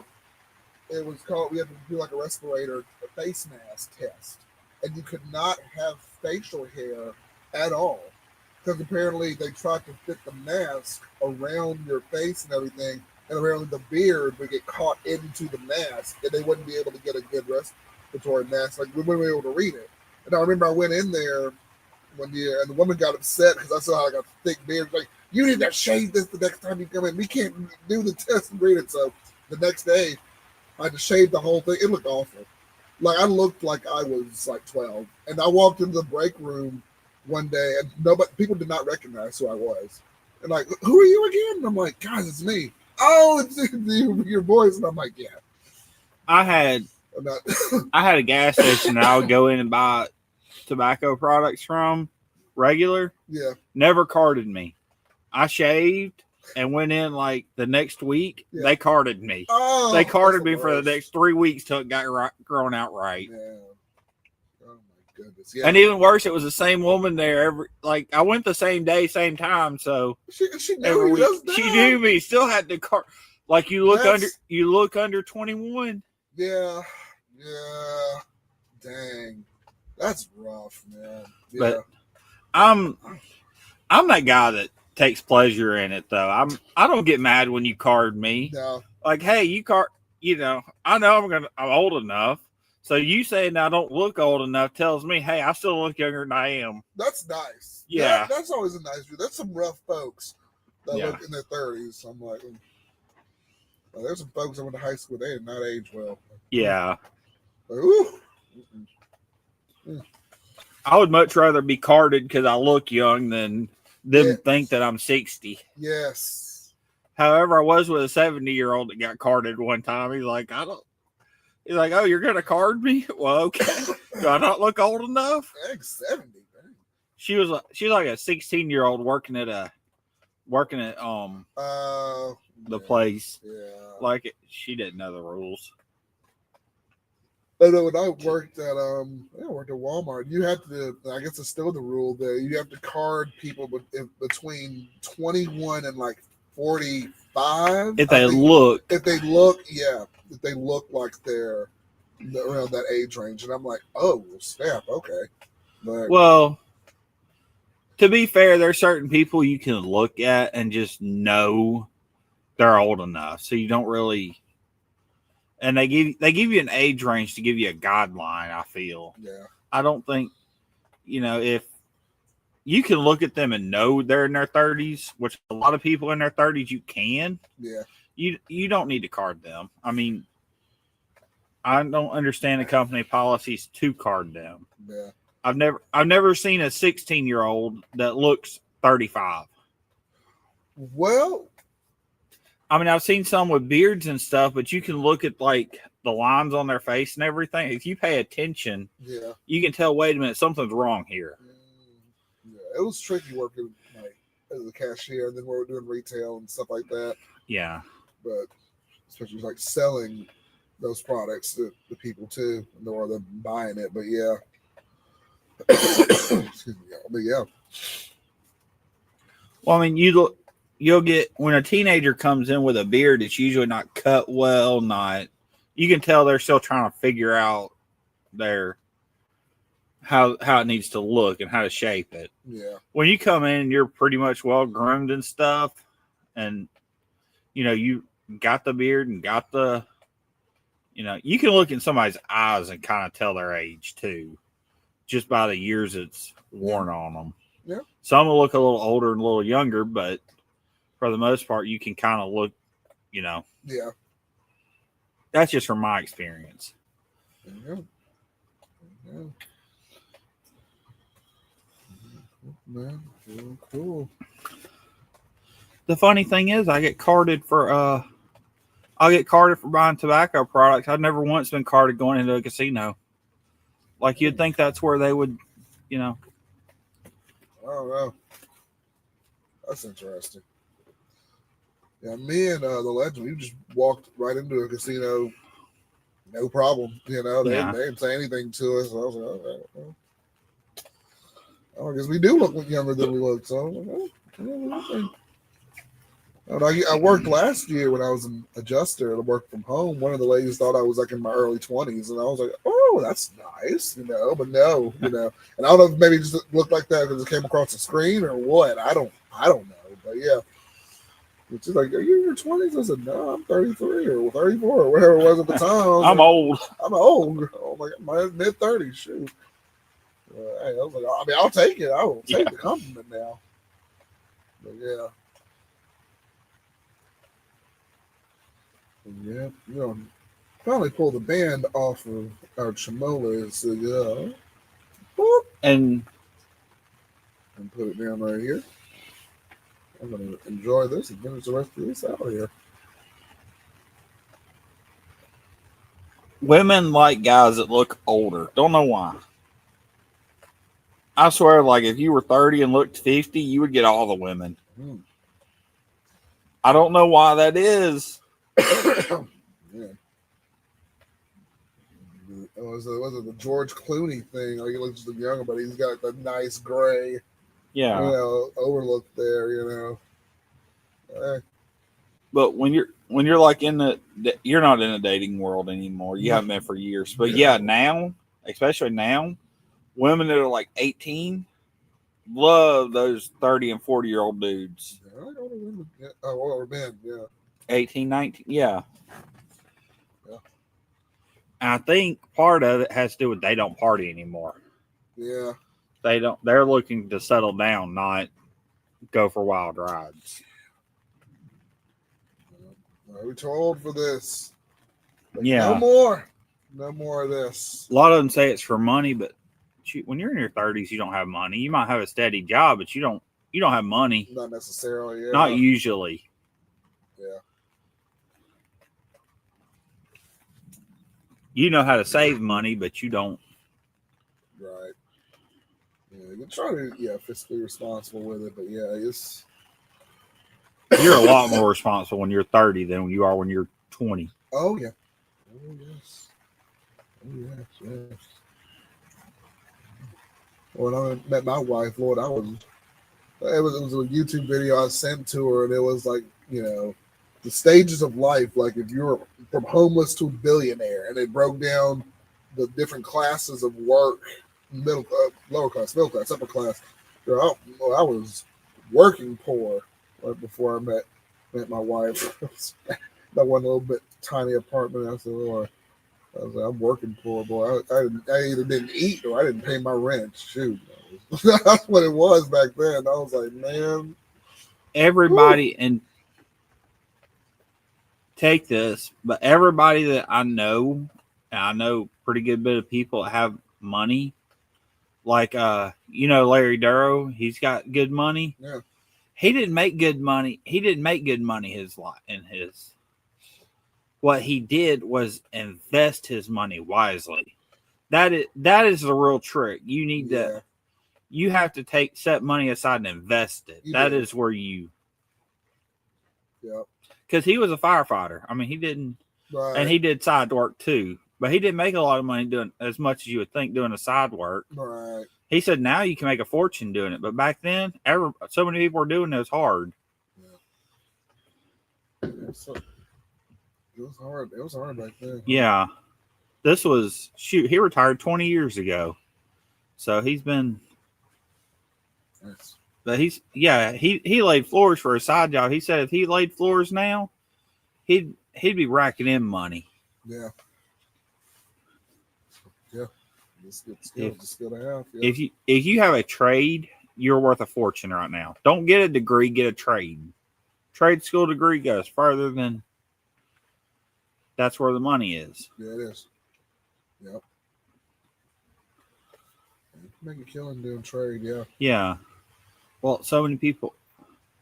Everybody's falling out of it, and especially with our generation, from mine to yours, everybody was taught you have to get a 4-year degree to do anything. Well, now so many of us went and got a 4-year degree that the job market's so competitive. Yeah, so they can pay less. Yeah. But so few people went to a trade school. Mm-hmm. I think the most needed job in the country right now is carpenters and welders. Yeah. I mean, and then college it's not for everybody, man. No. It's not. So I mean, ain't no shame. Ain't no trade at all. So many people go to college and get degrees that are maybe not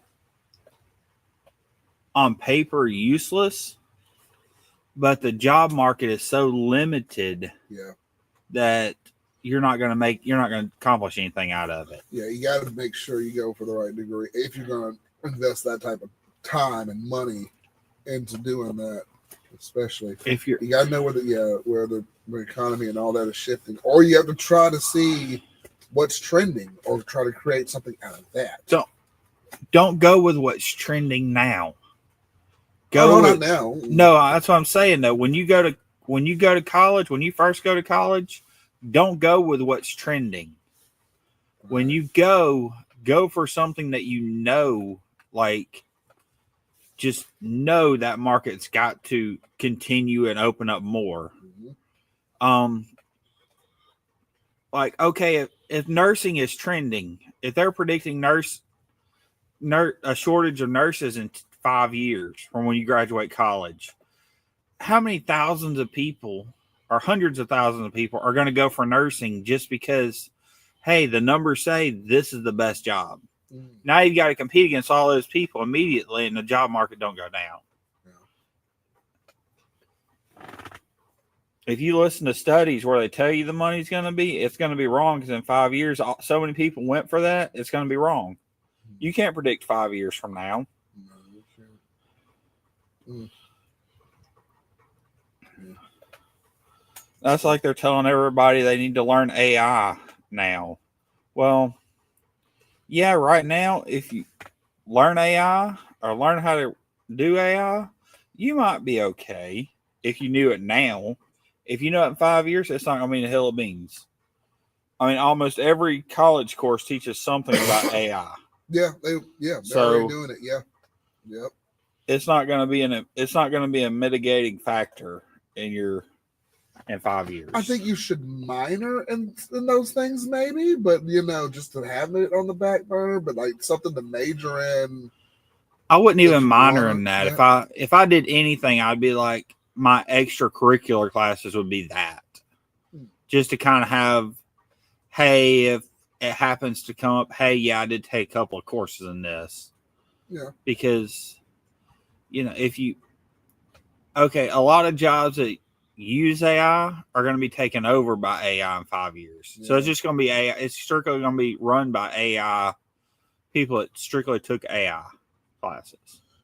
Yeah. And there's going to be so many of them. Yeah. And I thought about staying in my insurance job, but there was a position I was going to get reading first notice of losses. People basically call in and you got to go through a script and get them a claim and put that together. That's just a prediction just for me, from working in that industry. That job is going to be taken by AI. Even when I was working as an adjuster, they were already trying to find ways to limit our phone time and make things more automated and more technologically savvy, to where, okay, let's cut down on the phone time. Let's see if we can get you something automated, auto direct, and all these prompts kept going in. It was making people mad at the time, and it still is, but that's the direction That that they're going to start going in if they haven't already. So, that is the worst thing they could ever do. I hate talking to an automated system. Everybody hates talking to an automated system. Not one person wants to. no, Never met a person in my life that was happy to talk to an automated system. no, And no. the thing, you get in an automated system, and for one thing, if you don't say the right thing, it'll direct you to something else. Mhm. Or if you have a question, you don't know where it's going to send you because you ask a question. It's like, well, we don't know, but we can help you in these departments. People are like, I just press a bunch of buttons and I got you on the phone. I'm like, yeah, I know. Yeah. And it's a department that I have no idea. Like somebody called from the boating department. I'm like, I got to send you over here. I can't, because at the time I was doing like the general 1-800 number, and then when you do that, it just routes back to some random representative that can't even help you, because that's what they do. They'll put you, oh, we're open 24 hours a day. Just call our number 1-800. You know, but you're going to get somebody who's just like, I can answer a question, but I can't put a prompt in for you and get you, or I'm not certified in this area that you're looking for. And so you got to throw them into another queue, and that's going to piss them off even further. There's like, Yeah. Then your adjuster or whoever's there not there. Lord, it was such a mess, and it still is over there probably. But And insurance, yeah, I hate to say it this way, but insurance agents, especially the ones that do claims, get the absolute worst in people. You never call with an insurance. You never call them people when you're in a good mood. oh, of course, Don't matter. You're not calling them and being in a good mood. No, you're not. You're either upset or you are crying, and you are the first person that they have talked to. Now, some people are like, I'm sorry, I'm going to unload this on you, but I've talked to 5 different people, and you're the 5th person or the first person I've talked to, and you're trying to solve this problem. But I'm like, I can only do so much, you know. I have to send you over here. I can't, you know. And that's what they got to mess up with adjusters. Is like, you're our dedicated claims representative, but there's only so much I can do, even if the claim is assigned to me. There are like all these inner workings and people don't understand. There are all these inner workings that go on into a claim, but my face and not my face, but my name and my little number they assigned to me is what's the only thing that's popping up mainly on the claim. They don't see all the other numbers. They don't see all the other people behind the scenes that do this stuff. I don't know. I just, and that don't seem fair to you. No, and it's a strain. And then they give you 5 or 6 claims a day to do like that. But some of those claims can be, you know, alleviated, moved to different departments, and they could actually handle those a lot faster and get those people's claims settled a lot better. Because all we do is like, look, you're gonna, we evaluate it, we look at it, we see how much we're paying you, 60/40, we do this, we do that, and then we just send you on. Oh, your car's gonna be totaled. Okay, go this way. Oh, your car, you're on into subrogation after we, you know, pay it out. You're trying to collect it from the other insurance company. Go this way. And then we move on to the next thing. And that's just how it was. It may not be like that everywhere, but where I worked, that's how it was. And it's not that we are ignoring you. The adjusters have so much shit that they have to do. They cannot adequately get to somebody. Somebody left me a review. It was a long time ago. And the guy, and he was being fair too. He was like, the adjuster, referring to me at the time, did not adequately pay enough attention to my claim by the time I had gotten to it. I'm like, it's like an avalanche of claims that come in, and sometimes there's just nothing you can do. And the people that are there, and it's a nightmare, man. It's rough, man. Being an automotive adjuster, boy, you want to talk about some work, man. That stuff will, and then you start getting really upset. Because now you have to take everything on. You're taking on emotions. You're taking on all this, and then you start to handle the claim, and you try to do it. It's brutal. It is brutal, and you're on that phone 80% of the day. It's rough. Ben, Not really. Oh, go ahead. Go ahead and talk now. No, I was just saying. Ben Smoking is in the audience. Good to see you, Ben. Heading home from the Cigar Lounge, meeting up with Hugo. Oh, cool. Hugo spokesperson. Shout out to those guys. Smoked the Floor Day, Los Antillas, San Andreas was okay for me, but IBR heard people really love it. Okay, nice, man. I'm glad you got to hang out with Hugo. Nice. Nice. Y'all go check him out. Check out Ben Smoking. If y'all are not subscribed to him as well, Hugo Smokes, another friend of the channel as well. Y'all go check those gentlemen out. So good deal. Good to see you, man. We'll see you. That you enjoyed that smoke there. Excuse me. We all recovering from a cold. There, we are trying out cigars of the year, potential cigars of the year. I'm going to get my list together as well. We are doing the Chamole Pangu cigar right there. I'm going getting closer to the latter third of that Hawkeye is as well, and we're going to check that out. But yeah, man, good to see you, Ben. Good to see you. Thank you for stopping in. And Hawkeye, I hope you didn't lose your train of thought, Hawkeye. But you were about to say. What I was going to say is that these companies have spent so much time trying to make it better by making more departments. Make less departments and put more people in one. Right. And when they reach that person, they can do everything and solve everything instead of fishing them to 15, 20 other people. And everybody's working on their case, but each person can only do certain things. That's it. I know it keeps I think the idea is to keep from mistakes, everybody back checking each other, but it really makes the whole process harder for the clients. It does. And the turnover rate was so bad when I was a liability adjuster. Like every time, an adjuster falls off or they get fired or they quit or whatever, now we're getting all of their work, and excuse me, it's hard. It's hard because now we're having to not only do our own crap, we're having to deal with other crap from other people too. So we needed a strong base of like liability adjusters to stay there, and I tried to make it work as much as I could. I'll remember. No, there was one time.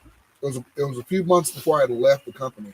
And when I tell you, I try to keep my claims lined up. I try to keep my little page clean so my page doesn't fill up for three different things or whatever. And I try and, handle my claims adjust accordingly. There was one time my phone was just ringing off the hook. And I'm like, what the hell is going on? And I come to find out my manager was just like, yeah, do you realize you're getting more claims normally than most people are? And she told me that. And I'm like, I know this because I'm checking my claims. You get 5 claims a day once you hit the peak. So I was getting like 9 or 10. And I didn't even realize that because I'm like, I used to do 3, 4, 5, because some claims you can easily get resolved than others. But they were giving me like long, convoluted 3, 4 car accidents. And you got ride share stuff. And that's a whole nother mess of stuff to do too. And so it was like, what the hell is going on? Like the number of claims that I was getting were for like senior liability adjusters. I had just become, I don't think I was even a liability adjuster for even a year. And they were giving me all this work to do. And I was just like, well, hold on now. Wait, y'all ain't paying me for this? Wait a second. No. I'm surprised they didn't try to move you to that department since you were. Yeah. I thought I was going to, at least get a bump or something. But she was like, yeah, it was just heavier this time of the year than the other time of the year. This person quit and that person quit. And now you're getting all their stuff. They were halfway through the claim, but then you got the customer confused. Like, where's my adjuster? Oh, you're my new adjuster. So now you've got to pick up on all this. It was rough. I would have told them, yeah, and you got 30 days of this, and I'm either going to quit or get a pay raise. Yeah. And that's pretty much, that's what it was. I was like, I made okay money, but it was like compared to other companies, I could have made like 10, 20 grand more doing that type of work. But come to find out, I was like, oh, I'm making this amount. That's pretty good, but could have been better somewhere else. Come to find out, because even my cousin, who's also an adjuster, I think she's that's my cousin, not yours. Well, my cousin-in-law, who is also an adjuster. And she heard how much I was getting paid. She's like, well, they're fucking you over, basically, because you're getting underpaid by 15 grand a year. And I'm like, what's I do what now? So, we're doing, that she did total loss. So she was in a different department. She's like, yeah, you're getting undercut by 10, 15 grand. And you're doing like twice the work than I am. And I'm like, I thought that was a standard across the board. So what stopped you from going to her company? I know you were going to it. I tried interviewing a couple of times, and I'd almost got in once. They hired somebody else who had just slightly more like total loss experience. And then that person ended up dropping out, and then they didn't have another hiring session for like another 6 months. And then so I tried again. And then I don't know, like she kept referring me, and the same thing kept happening. And I kept trying to go through the process, and I'm like, oh, this will be a little bit better. It just never happened. It never came on. So I was like, what's so crazy is that companies don't look at, they look at what's on paper, like what you've done on paper. mm-hmm. They don't have the ability like they did a long ass time ago, when it wasn't just paper, it was a whole come in, interview, talk about it, mm-hmm. you know, call these people you worked for, all that. They don't do all that shit anymore. Mm-hmm. No. They strictly look at what's on that paper. They don't take the time to find the best employee. They find the one that on paper looks good. Yeah. And you end up with a lot worse employees. Oh yeah. From, you know, they kept having to have hiring sessions too, and it got to a point, and I was just like, you know what? I said, no, I'm just gonna finish this off. I'm gonna just go do something now. It was stressful. My blood pressure was like through the roof by the time I got done with the job, and I'm like, look, like this is gonna put me in an early grade dealing with this stuff. And then you're not only dealing with customers, you're dealing with other adjusters, you're dealing with other departments, you're dealing with other people who are unlicensed, who are just doing the paperwork on the back end saying, oops, I made a mistake, but you got to call the customer and say you made the mistake. And it was just a mess. I said the hell with this, and I moved on. I said no. I said, oh, y'all ain't doing this to me. No, I'd have flat out called them and said, hey, we got a dumbass in the apartment. And that's what I was just like, sir, ma'am, I know they technically I'm the adjuster, but I can't police all these people. I don't have time to do it, and I'm taking claims, and I'm doing this, and I'm trying to I would have called him straight up and said, hey, if we had a better hiring process, this dipshit wouldn't have been hired. Yeah. It was awful. And then they would just roll over calls to you. And the other guy was like, well, where's the guy I was just talking to? And I was like, I don't know. Like, now I got to get your claim number. Now I got to look at your stuff on top of everything else. And what was worse, we had 3 active phones. So imagine 3 phones ringing at the same time, which that happened fairly frequently. And even my manager was like, you have 3 different phone lines? I'm like, yeah, it's bad. Like 3 phones with 3 different people calling in. And then you're dealing with shops, you're dealing with third parties, it was like, golly. Like how? It was so bad. One time, one girl just cried. Like she's like, Ray, talk to me in a little video chat, because we all work from home. So I went into the little Microsoft Teams chat, and she was just like in tears. She's like, I cannot, like in tears, crying, saying, I cannot do this because I've got this guy on hold. He's cussing me the hell out for something I can't control. I'm like, welcome to the liability department. How you doing? Like, that's like, oh my gosh. Like, I mean, it pays it pays. Okay. I mean, you can do a little something with it, but the amount of work you have to do. It's like, I work from home, and my wife should work from home. My computer was on one side of the room, hers was on the other side of the whole house we used to live in. And I was like, and she's hearing me like yell and scream and get upset at these people. I'm surprised they didn't fire me, honestly. I guess they couldn't because the volume was so low. They needed people there. And I told my wife, I said, this is turning me into a nasty, ugly person. And I'm like, I have to go. This thing is raising my blood pressure. I'm getting sick. I'm getting upset. I'm walking around. I said, I have to go. That is it. But yeah, it's rough. It's rough work, man. And it's a lot of work. For who don't know him, it is almost impossible to upset him. Yes. For them to upset him is an incredible feat. Yes, I was like screaming almost to the point of just cussing these people out, just like I cannot believe. And then they made me even angrier. It's that well, they're gonna, I don't even work there anymore. It doesn't even matter. But look, y'all need to watch your agents too, because some of those agents that that sign up with your policies do not know the policies that they sign the people up for, or they don't even care. Like, we'll sign you up with this blanket policy. They get a bonus. That's all they care. They just get commissions. They get a bonus. They get massive pay. I think my old agent, he made so much that he was like going on not just regular vacations across the country. He was like going first class across the country on vacations and stuff like that, because he made so much. He had 2 offices in Birmingham, and he made so much commission that he was going on these high trips. It was crazy. And I'm like, but you got your customers and these agents calling me being like, what's in this guy's policy? Like, y'all signed him up for the policy. What does it say? Y'all don't know what it's. Y'all are licensed people. Y'all don't know what it says.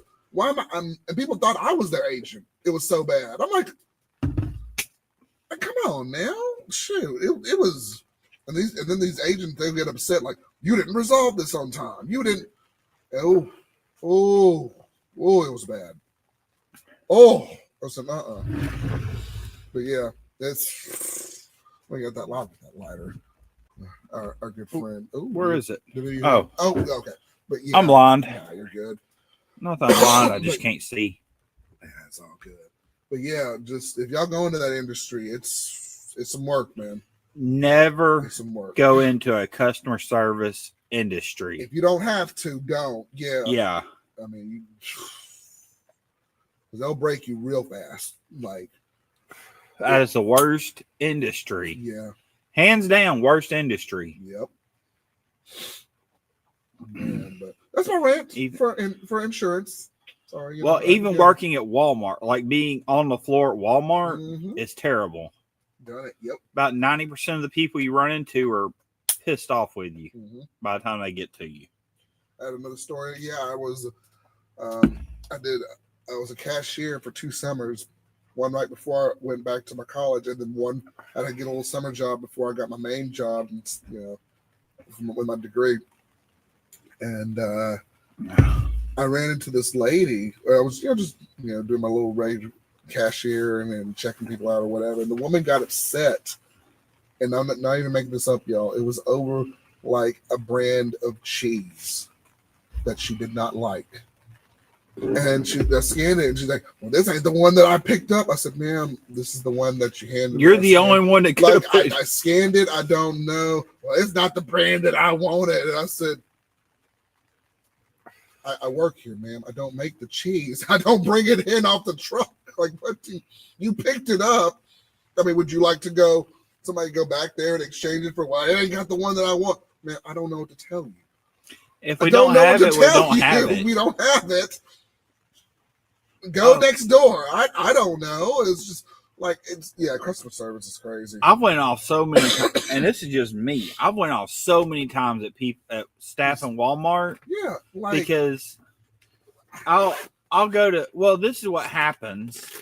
I'll go to a guy. I'll be like, I'll be nice about it. I know this is not a big deal to me until it gets to the point that I'm going to say. Right. I'll go to a guy, say, "Hey, I'm looking for this. Do y'all have any in the back?" Well, is it on a shelf? No, that's why I'm at this point in the process, because it's not on the shelf. And I know you stock it. They'll say, "Well, I'm on break." So they'll be like, "I'm on break." Why are you on the floor if you're on break, first of all? Right. Second of all, why does your break come before the customer? Never understood that. Shouldn't. But you'll run into like 3 or 4 guys that always say, "Well, I'm on break," or "I'm too busy." That's terrible customer service. And then by the time you get to that next guy, you're like, "Look, you son of a bitch, I just need this one goddamn item." Sorry on YouTube, but I mean, that's what it is, though. I mean, you're just so pissed off with the world. And it's the same thing with what you were saying. It's, I'm not mad at you. I'm mad at the whole system and taking it out on you. Yeah. And I'm like, there's nothing I'm sorry. There's nothing we can do. And it's because their system's so screwed up. Yeah. Like, I just work here. I hate to And- say that, but I'm like, I worked at Target for a week and I hated it so bad because, man. you know, I did construction when I was, even in my teens, I did mostly construction. You took a break when you finished part of the project and you needed to wait on something, or, right. you know, that's when you took a break. Yep. You didn't do 10 minutes of work, take a break, 10 minutes of work.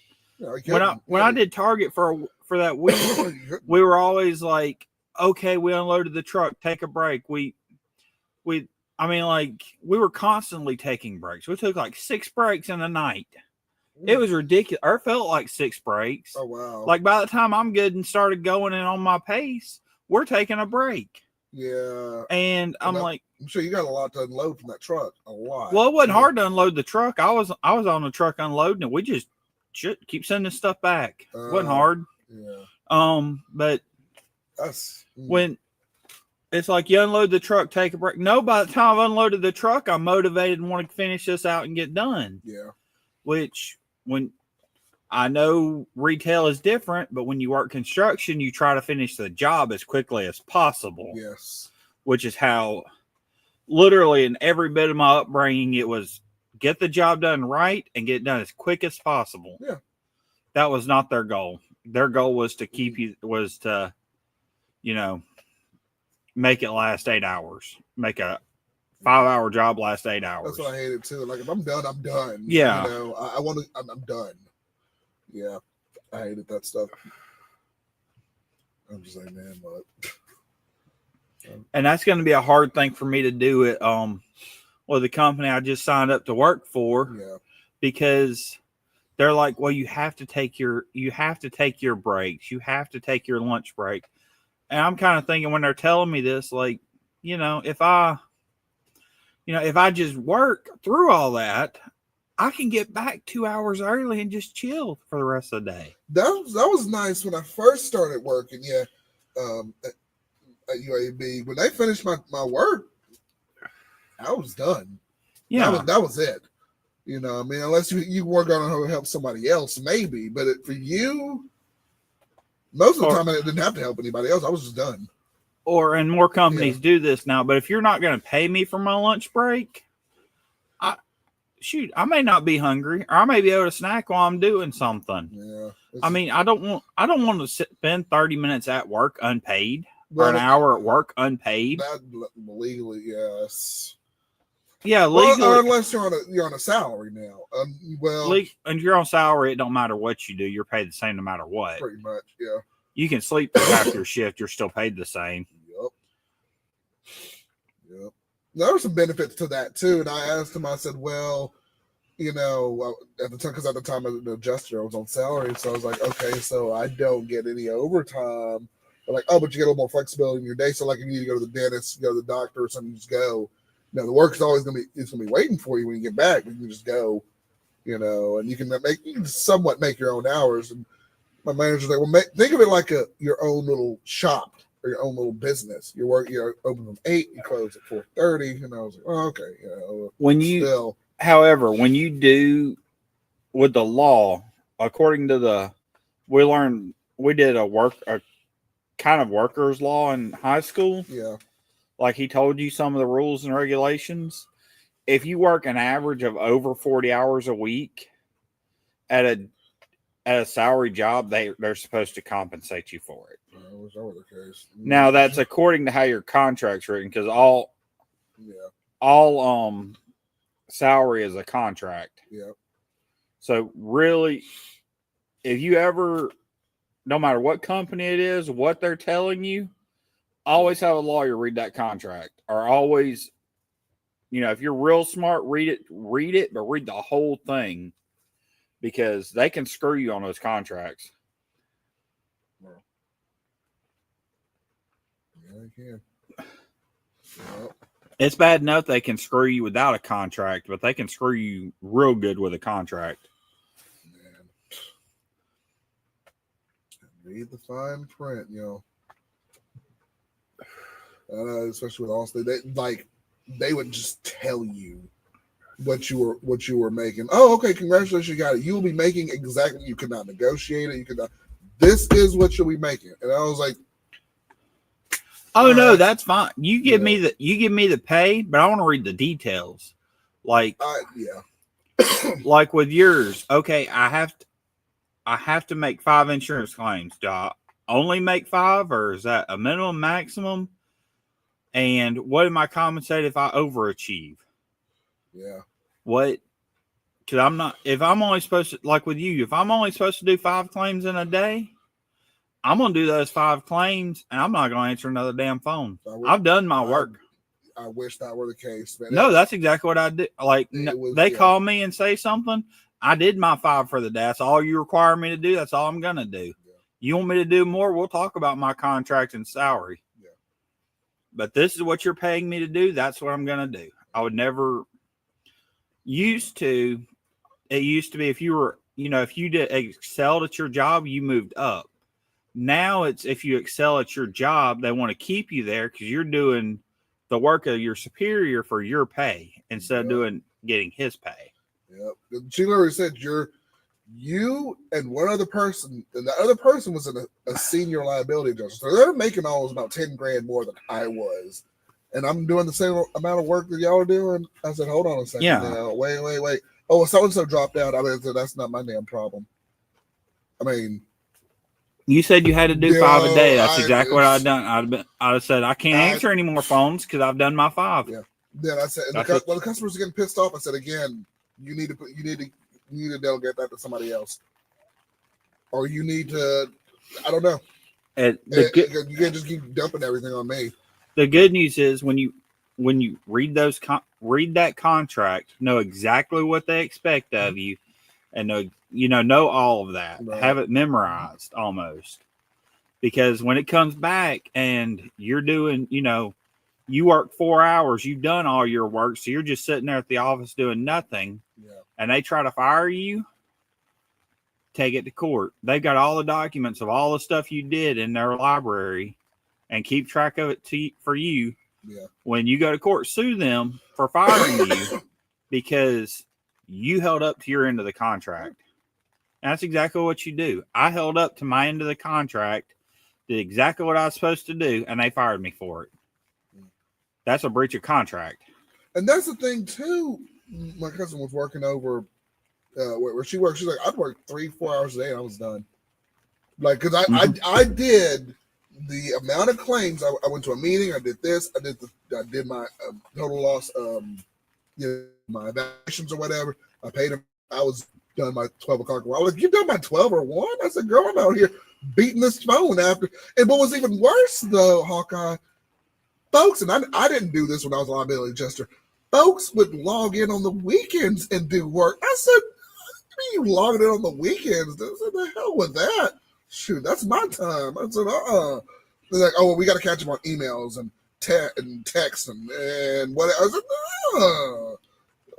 we're salaried. We can do that. I'm like, you can do that, but you're not paid for it. I wouldn't do it. You're not. Oh, but it helps me the week. Not really. I mean, but it makes you a really good adjuster. You can do. I said no, and even my wife who worked from home, and she would work a lot of hours, but she would get paid for the time that she was there. I was on the computer past 5 o'clock. People call 5:30. It was just no, man. Like, and she would literally be like, get off the computer and come here and shut that shit down and wait. It'll be there tomorrow. Yeah. And I'm like, yeah, because I'm salaried. They're not paying me more to do this. It's like, it was rough. Oh, welcome back, Ray, by the way. So good to see you. But yeah, it was just ridiculous. Oh, yeah, the last thing you want to hire me for is salary. Some people have found this out about me.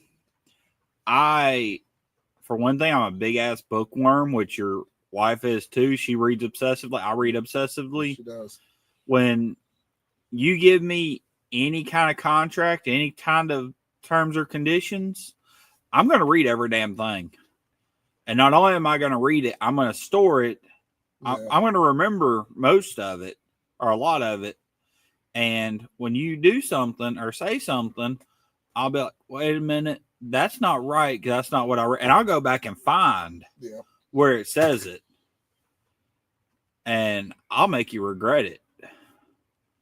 I can be a real asshole. And as you should, especially about your pay. Yeah, Rachel Ray, well, I call her Rachel Ray, and my coworkers do too, but she'll get on somebody. Oh, yeah. Real fast. I remember the time I don't know why my company did this, but they took out like $300 out of my paycheck. And Rachel was like, "Did you see our paycheck this month? No, this week that you got paid?" I said, "What do you mean?" So she said, "Look down. You're shorted by $300. We looked in there, and they had put 2 401ks. And I didn't sign up for 2 401ks. I think I just signed up for like life insurance or something. They took out $3-4 a paycheck, whatever. But they somehow messed up and put 2 401ks on there. And then they tried to justify it saying, "But we're trying to help you out by investing more for your retirement." But I'm like, again, I didn't sign up for this. Oh, she called that number, cussed out a storm, boy. That guy on the phone was so upset and was so scared. Like, "Do you authorize this woman to speak on your behalf?" I said, "I hope so. That is my wife." So I hope so. I'll be like, I'm scared to tell her no. Yeah, I said, she grabbed that phone, cussed that man out of storm. So thank you, dear, for watching this. But yeah, she did not play around with that, like money at all. And we had just paid the mortgage, and I'm like, "Well, shit, we're gonna overdraw by like this much money." And I was like, we'll get it back to you. And she, they got it back. They got it back like either that. I think it was that same day. They put it back in there. It's like, "You don't put that money back in there. We didn't do anything. I signed up for life insurance, and the life insurance was $4 a check. That's all they were supposed to take out was $4, so $8 a month. And they took out like $300. I said, "Ooh, that's not right." So yeah, I'm gonna need that back. So she will, and I will. Oh yeah, our whole family will do this. I'm scared, boy. If you do something wrong and it pisses us off, we will come after your ass. And it's not just that we'll chew you out. We will legally, at every capability we have, with documentation, come after your ass. Yeah. Oh yeah. Oh yeah. We follow the role. We put the pay periods. I'm like, the pay period didn't look like this. Mm-hmm. It was different to here. And I see a big old $300 chunk. I want that $300 back. Yeah. We got it back the same day. They did not play around. Like, we made it. Y'all, you make an error, fix it, but don't dance around it. Like, shoot, we all make mistakes, man, but just own up to it. And dang, yeah. What I'm going to do, because I have to use the men's room, I'm going to take a quick, I would say commercial break, but we're not getting paid. So I'm going to take a quick break here. Unless Hawkeye, you want to talk to the people, I'm just gonna turn on my outro, my "We'll Be Right Back" music. I made another clip too, so I am going to take a quick one here. And I'm gonna take a quick commercial. While you're doing that, I'm gonna go grab me a bite. Yeah, we're gonna take a quick break. I'm gonna use the restroom. Hawkeye, so I'm gonna grab a quick bite here. I got an outro for my break music, so we'll be right back. I appreciate y'all coming in. Relight your cigars. Get restocked up, and I'm going to put on this music. I hope y'all enjoy it. And here we go.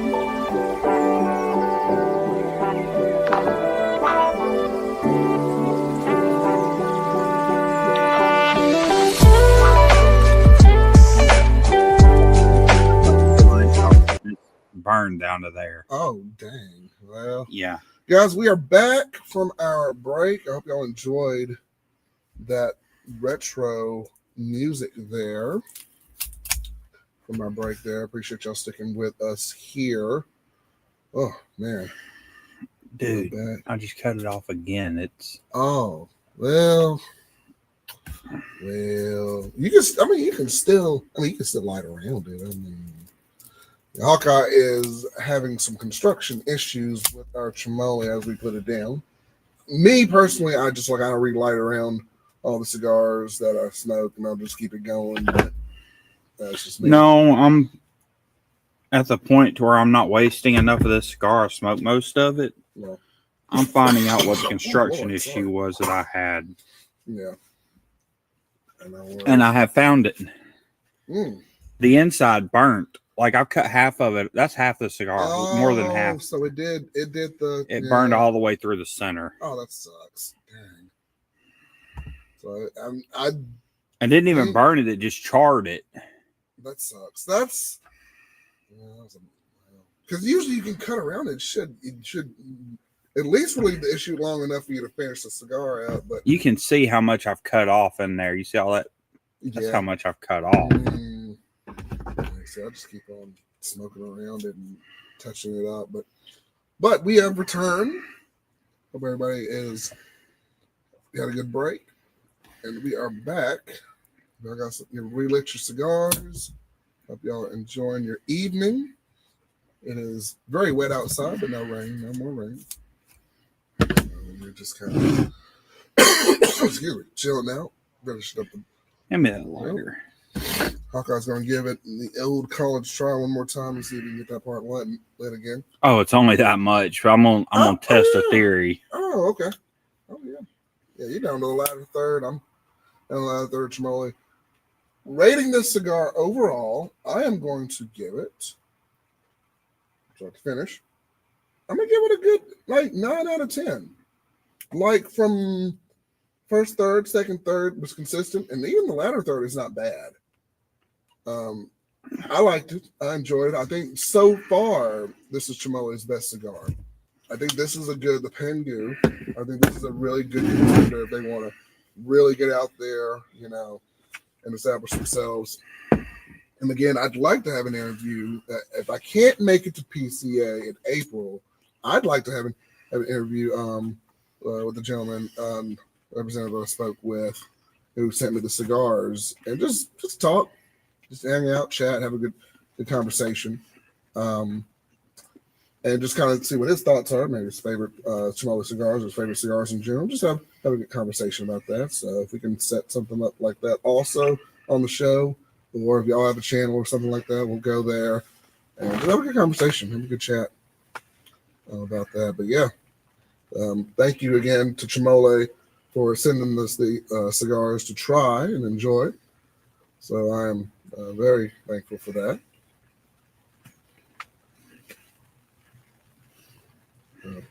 Thank you. So we are back. And so if I didn't miss anything, I don't think we did miss anything.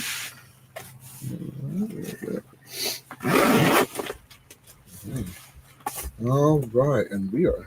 Hawkeye is enjoying a piece of buttered bread, as I'm going to enjoy a piece of bread here in a little bit after finish smoking this. Not just bread. Your wife made this. She did. And she made rolls out of this. Is the bread she made rolls out of. Mm-hmm. Those rolls were incredible. Those rolls are really good. You try to replicate the Hawaiian rolls, because mainly for my son, wanting to enjoy them, just having him diversify his eating and diversify his palate a little bit. Not diversify his palate. He's obsessed with Hawaiian rolls, and they're expensive. Yeah, they are. But yeah, so get him to eat. Yeah. In general, it's done better. But yeah, my daughter had mac and cheese and was eating on my popcorn too. She finished her bowl. I was happy for her finally. But yeah, and she was like gnawing on that popcorn though. Yeah, I wanted some more. Pop another one of it. But yeah.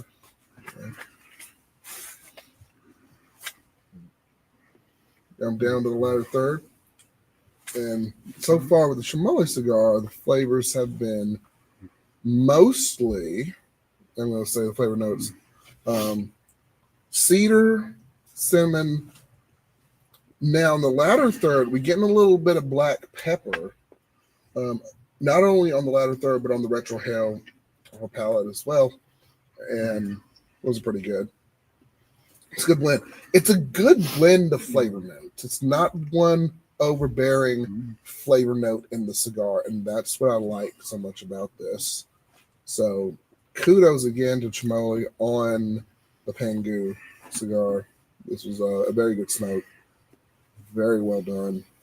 And like Hawkeye was saying a little bit earlier, just the construction could have been a little bit better, maybe a little bit easier to light, easier to kind of stay together on that. It would probably be maybe slight criticism, slight critique there on that. Go ahead, Hawkeye. He had some more. On the flavor and the ability of that cigar, it's definitely a 10 out of 10, maybe an 11 out of 10. Okay. I mean, it would be a super good cigar. They need to do something about the construction because no other brand of cigar have I had these problems. This one burned it actually charred through didn't even burn, charred through the dead center of my cigar. Okay.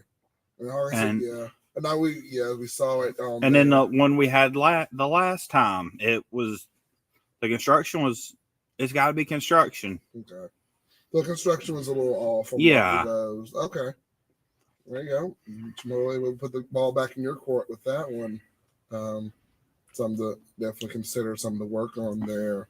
Definitely that construction on there. But hey, overall, I mean, decent smoke all the way around though. But yeah, the smoke in general, the notes, the flavor, the way it was put together, mostly was pretty good there. So we're all right with that. So on the construction, it charred through my cigar. First of all, it did that last time. Second of all, it goes out so easy. You don't smoke on it for a minute, it goes out. Same thing with both of them. They're both their cigars.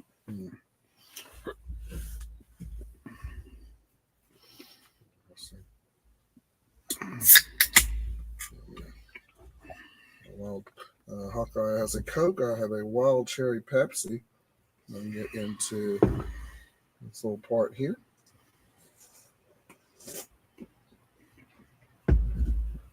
And leave any comments y'all have in the comment section below about construction of not only this cigar, if you've ever had it, other cigars that you may have had, things that you liked about it, things that you don't like about it. Yeah, we'll go over. We'll talk about it. So. Here's a question: what's the worst constructed cigar you've ever had? Ooh, it had to have been, and again, I don't know if it was just I picked it up straight off the shelf, or maybe it was something that I think it was. Actually, you know what? It was one brand. I think it came in that I ordered a while back. It had to have been. It was one of the Oliva cigars. I want to say it was. I think it was my Flor de Oliva when I ordered it in, and I don't know if it was just the way I had stored it or the way it had come out of the package. And after I took it out of the cellophane, but I lit it, and already the leaf of the outer minor of the cigar was just coming off. Now it was slightly coming off, but it didn't really affect the flavor so much. I mean, it was a more of an inexpensive cigar, but still, if you pull it straight out of the cellophane, you already got the thing falling, the leaves and all that kind of fall off and off. And I'm like, you can smoke around it and hopefully, get it back on track. But that was kind of my thing. I was like, okay, maybe it's just one out of a bad bunch. And it was like almost every 2 or 3 cigars it was like that. So I was like, oh, okay. But yeah, that was just my experience with that. But yeah. Say la vie. Yeah.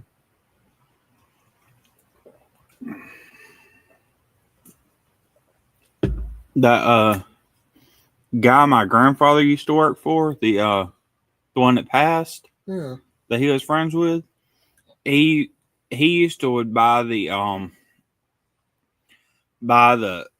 what are they? The Black and Milds.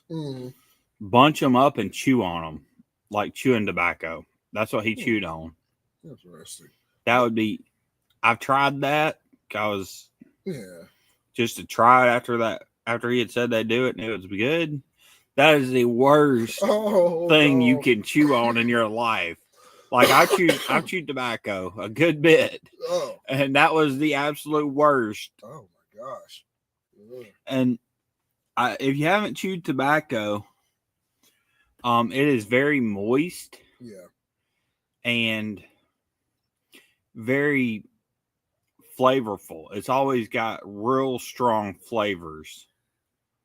That stuff was like basically I just decided to chew on a cigarette instead of. Yeah. That's just not the same sensation. No, nowhere near the same sensation. Oh no, my gosh.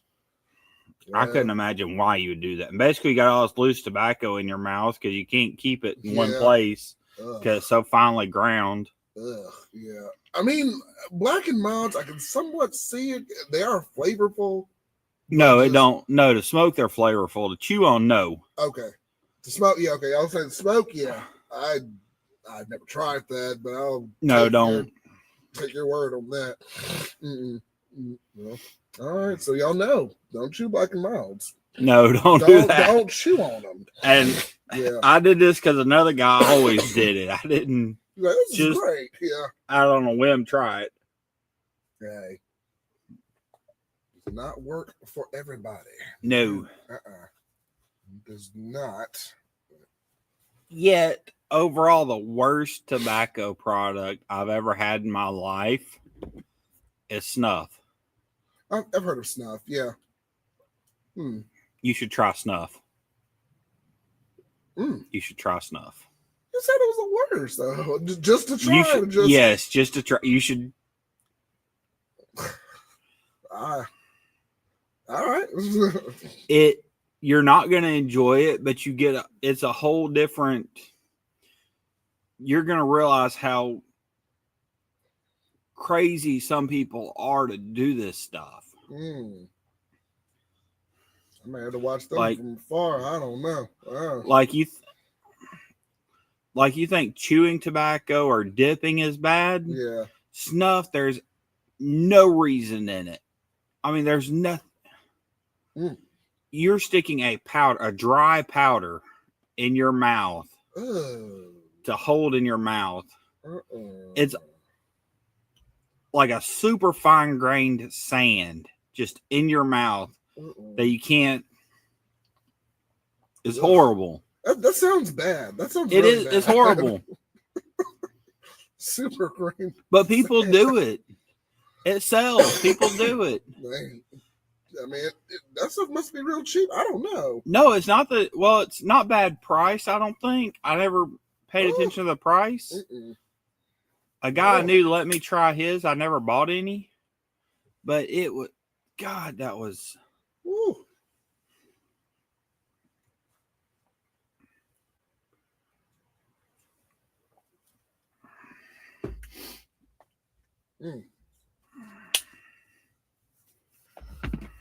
Well, dang. But. So our worst cigar experiences, or our worst tobacco experiences. There you go. The best tobacco I've ever used is, and I don't use it anymore, but if it wasn't crazy priced, chewing tobacco, like actual chewing tobacco, is absolutely the best thing you can do. Okay. The reason I don't do it is because it runs my acid reflux through the roof. Yeah. And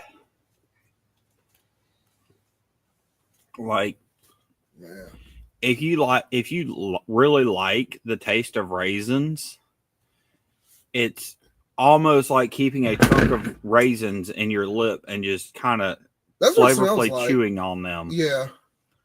For hours. I mean, it's good. Okay. It's like almost the same consistency if you chew lightly. Like you can't bite too hard, you'll break the leaves and stuff potentially. but it's the same consistency, and just you don't swallow it. Kind of like sunflower seeds, kind of. Yeah. You just get the flavor and then you kind of spit it out. Well, you eat the seeds of a sunflower seed. You just don't eat the shell. The shells, yeah. I don't eat the seeds, but I just suck the salt off of them and spit them out. That's what I do too. Yeah. By the time I work to get that little piece of seed, it ain't worth it. They do taste good when you first taste them, though. Yeah. Interesting. Okay. You smell, well, when people, do the chewing tobacco and they spit it, you can smell that raisin. Yeah. Or the after, Okay, so I don't know why when you said that, I thought about that episode of Family Guy when Stewie thought he was drinking that. He drinks the spit from Tears tobacco. That part was funny. And his face on the. Oh man, it's funny till it's happened to you. That's true, though. That's true. I was sick for like 2 hours. Yeah, I've done that. Picked up the wrong bottle to drink out of. No. Oh no. Oh man. Yeah, distinguish your bottles or your cans or something. Hard to when you're driving in the middle of the night. I see. Yeah. Man, it's rough. Yeah.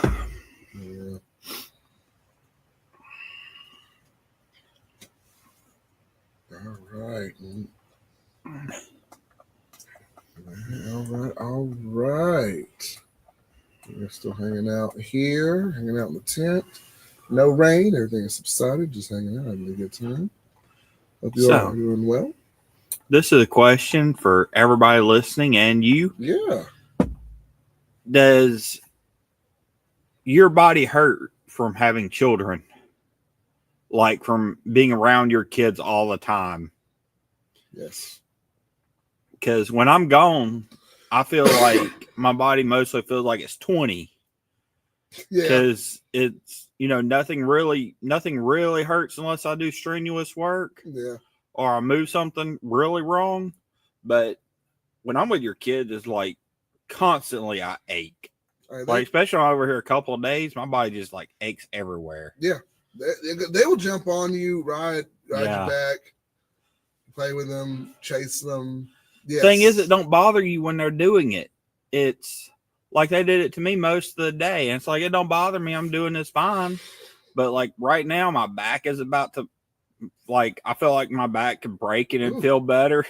My leg hurts or my knee down. Dang. Send him a pillow. Yeah. Or something. Ooh. Yeah. I don't know. This keeps continuing. I'm gonna need disability just because of your kids. Just because of the kids, yes. Yeah, and they're getting older. They're getting heavier. Yeah. Ruben's like, pick me up. Oh, you bang on me, kid. Yeah. It's in the middle of the night or when I lay down that it really gets to me. Like when I lifted him 4 or 5 times today, back to back. I'm like, it's no big deal. Just pick him right on up. Yeah. And then it hits me about this time every night. Yeah. You do that. Yeah. Woo. Kids, yes. Maybe we need to start working out. Yes, they change everything. Yeah, and working out every now and then wouldn't hurt. Yeah. Get a little strength conditioning in. Get a couple things going in. But yeah. My current girlfriend works out every morning. Okay. I'm gonna have to start doing it now to keep up with her. There you go. Hawkeye's got to build up the wings and get the talons ready. There you go. I finally found one that I really want to keep. All right. Now that is beautiful, man. Yeah. That is beautiful. See, y'all gotta get that up there, man. You gotta keep her right there. How long y'all been talking? Y'all been about week and a half. I mean, it's not long, but I can honestly say we've had the most. Some of the conversations that we've had usually takes a couple, like 6 months to work through. Okay. I mean, we covered every heavy topic that in like 3 or 4 phone conversations, and we gave each other notes on evaluating it. I mean, it was almost like a business meeting with and like it was almost like almost getting hired. It was kind of like, but with fun. We lightened the mood a little bit, and That's great, man. You passed all the flying colors, but that's good. We both passed That's each other well. That's beautiful, man. That is incredible. That is incredible, man. Yeah. Yeah, that was the first thing she did. Was like, well, we need to discuss everything that's all our biggest issues with previous relationships and see where we weigh with each other. There you go. Well, that's good, man. That's great. You got that open sense of communication. She's not sketchy. Yeah. She got something going on. That's important. Mm-hmm. Good. Very good. Very good. Is she a cigar enthusiast? Probably not. No. That's okay. That's all right. Nobody I meet will be, I'm sure. That's all right. It's a dying trade, not a... Yeah. Well, it's picking up in some places, dying in others, but yes. Yes. Not in women. It's not expanding in women. Not enough. Not enough. Yeah. That's all good, though. It's all good.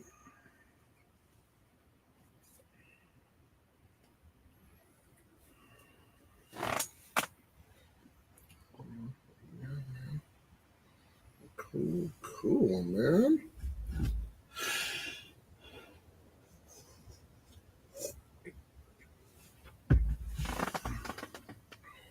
All right.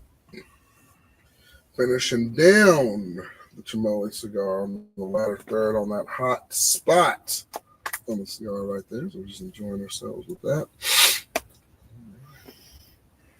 Let us know if you have any other questions, any other comments, anything y'all would like to go over. We have had another great show here on Ray's Cigar Lounge.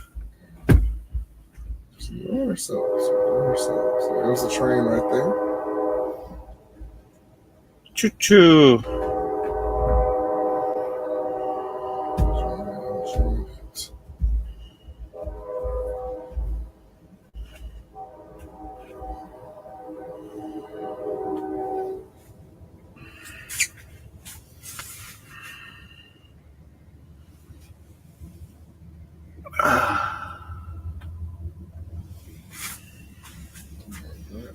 All right.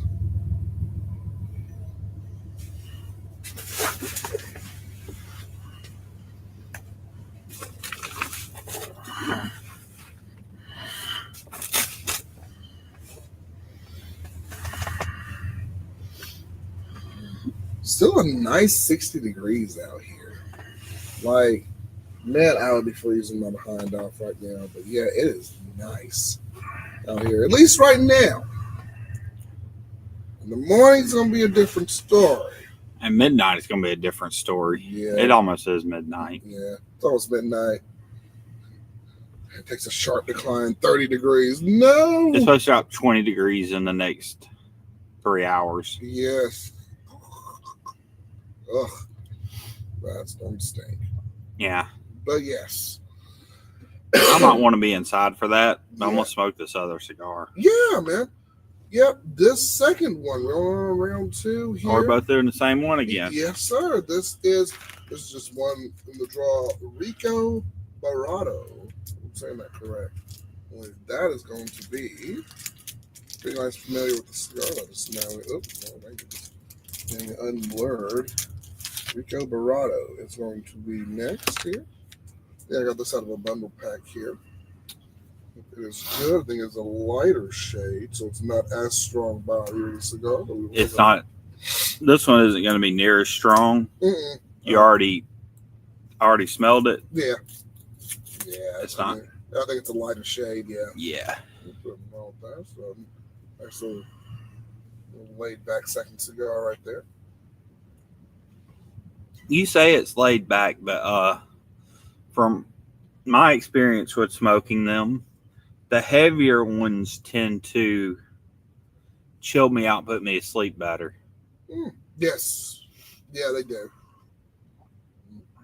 Yes. We gotta get some red meat lover cigars for you, because those. I've had one. You have red meat lovers? Mm-hmm. Oh, I thought you. Okay. I had 2 of them. Oh. Those are good. They are good. Yeah. Okay. Nice. Yeah, they're very good cigars. Yeah. Excuse me. I think I've got a good sense and a good idea of my top 5 for the year. And so I'll be bringing out that video hopefully next week or week after. See if I can get it in before the new year. So it's going to be good. I'm going to say that one's number 4. That One one? we just smoked. Okay. Number 4. Number 4. Okay. It would be number 1 or number 2, except for the construction issues. Construction. Okay. So with that being number 4, I'm definitely going to rate the Red Meat Lovers as number 2. Okay. And whatever that was that we smoked, that's number 1. Oh, okay. I can't.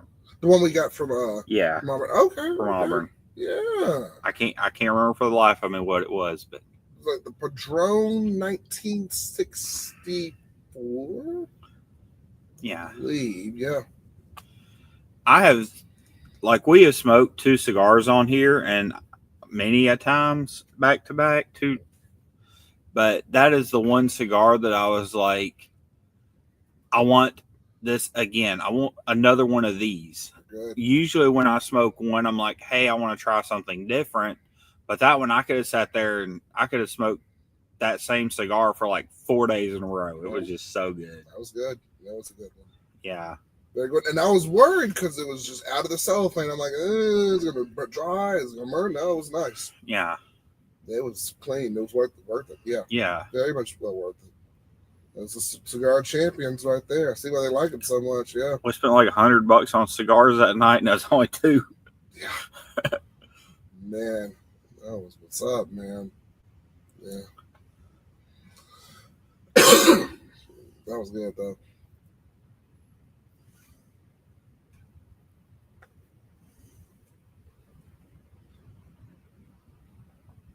Good stuff. All right. Any other questions? Any other comments? Let us know. Let us know. We are here, the late night hour. Yeah, hold it down. Hold it down for y'all. Hold it down for the people. Hold it down. Welcome to the most laid back, coolest cigar lounge on the internet. Right Cigar Lounge. Enjoy it. Enjoy it with us. So.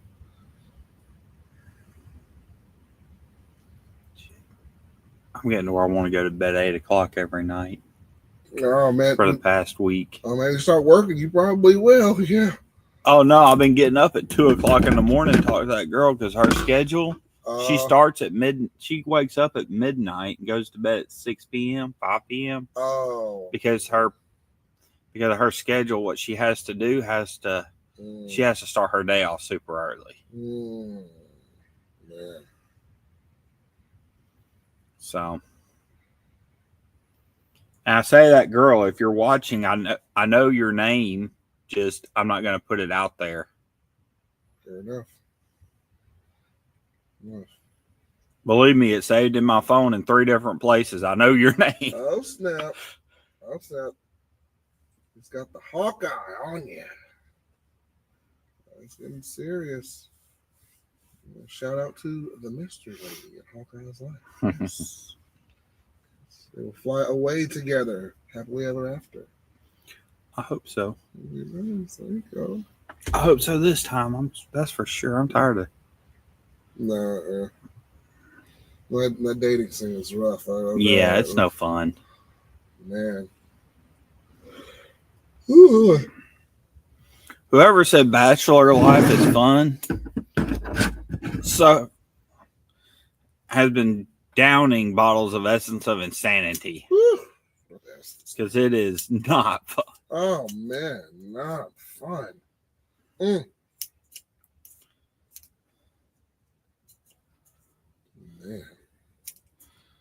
All right. The Chimole Pangu, ladies and gentlemen, is officially out. Nub worthy. Clean. Good times. Good job to Chimole on that cigar. We are going into round 2. This is going to be Rico.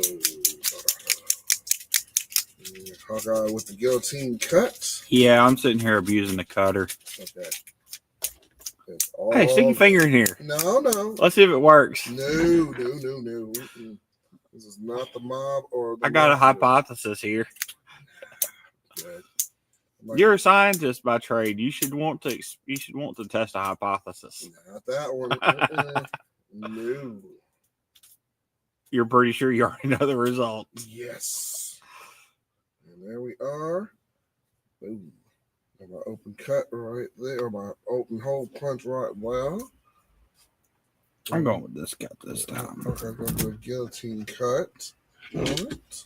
Perfect. All right. I just managed to shave the end off. That's all I did. That's what I wanted. Good deal. All right. When I was young and first getting my first couple of cigars, I would have them cutted in the store. Yeah.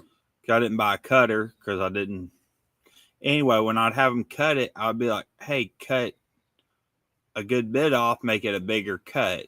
I was thinking, my thought process was I never realized that the cigar is so like you can cut just barely the tip off and it'll still be the same cut. Mm-hmm. I'm thinking I'm getting more out of it. Really, I'm losing more cigar, if anything. Yeah. And it's more likely to also those leaves to unravel on you as you're smoking it too. Yeah. Yeah. Hopefully they didn't cut too much. They didn't cut too much off. I just told them give me a big cut. Okay. Which apparently is a normal. People say that sometimes, but yeah. Cause I knew what I was talking about. They never questioned me, like, "Were you sure?" Right. But that's good. Yeah.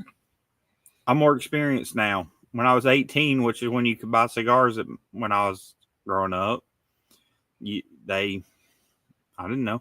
I didn't either when I first started too.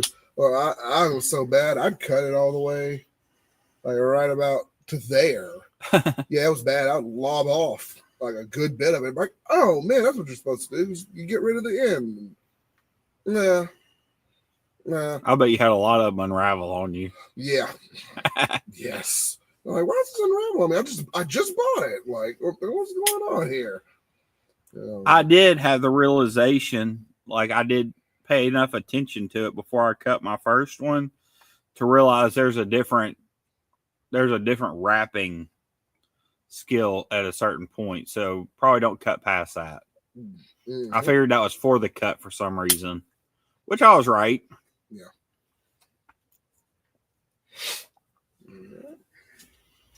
All right, Rico, what you about? But I didn't cut my own cigar until I was like 20. I always had them cut it in store. All right.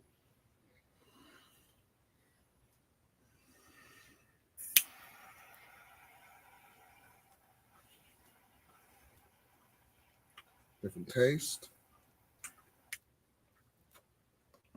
Get some raisin off of that. A bit of light cedar. Not too bad.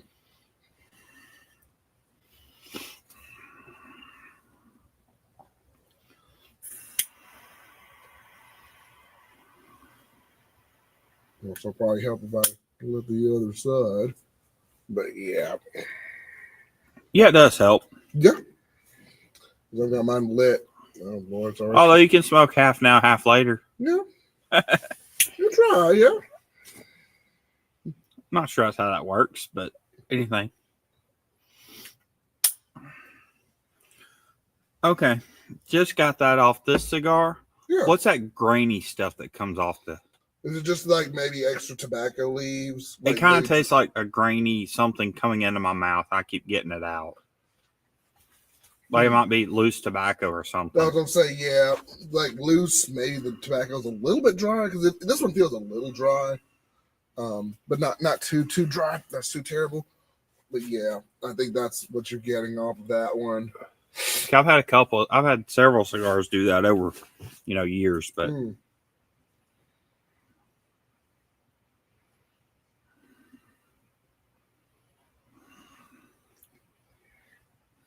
I didn't know if that's like where they didn't wash the tobacco very good or.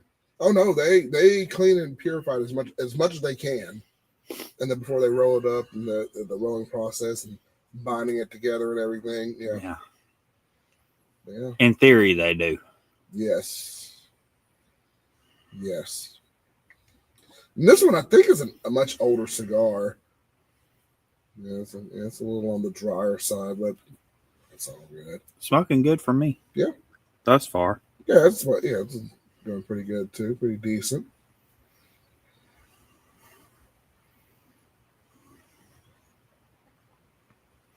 So would you rather smoke one that's too dry or too moist? Too dry.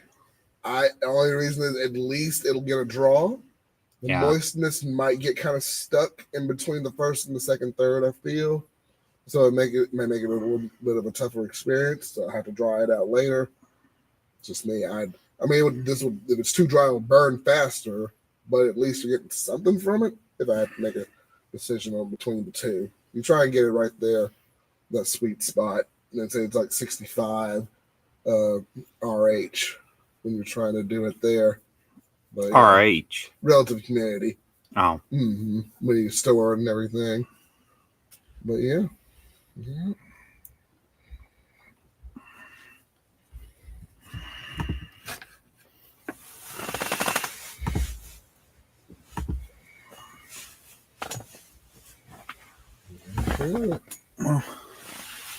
We get plenty of humidity, so don't worry about that. Yeah.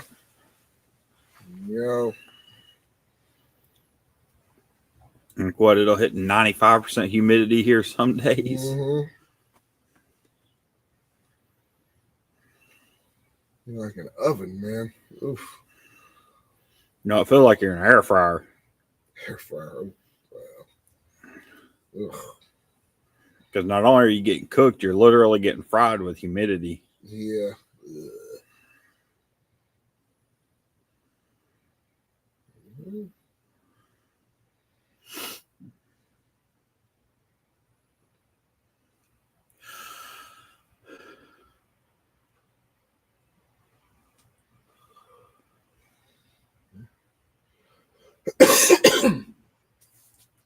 All right.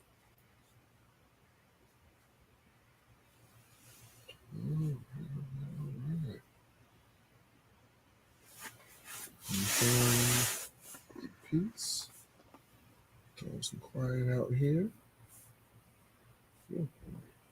All right. Okay, you look very comfortable over there. I am. Yes. There's element of zone right there. Guys, we are going to do a couple of last minute questions. We're going to probably about another 10 minutes. We're going to probably wrap this party up. If nobody else has anything else, we're going to go another 10 minutes. We're going to cut this stream after that and probably just enjoy these in the after party, I suppose. And we'll hang around for another 10 Our twosome. There we go. And we will, if you have any last minute calls, the lounge is about to close in 10 minutes. So any questions, anything you have in there, and anything you'd like to ask us, anything you'd like to know, anything you want to talk about, get it in now. We're going to probably wrap this party up in just a little bit. And smoke these and get inside before we get frozen out here in the morning. So, yeah. Hey guys, I have a movie idea. Ooh. Called Two Guys, Two Cigars. That sounds awful. That sounds awful. No. Nope. Mm-mm. No, we're going to have to, no. What's wrong with that? I don't know why Two Girls in a Cup came to mind. That's what I was thinking of. When No! I said it. Oh no! That was where I got the movie idea. Not the same movie, but I don't even know what the cigars though. If y'all don't look up Two Girls in a Cup. Just don't. I don't think it's on the internet anymore. I hope it's not.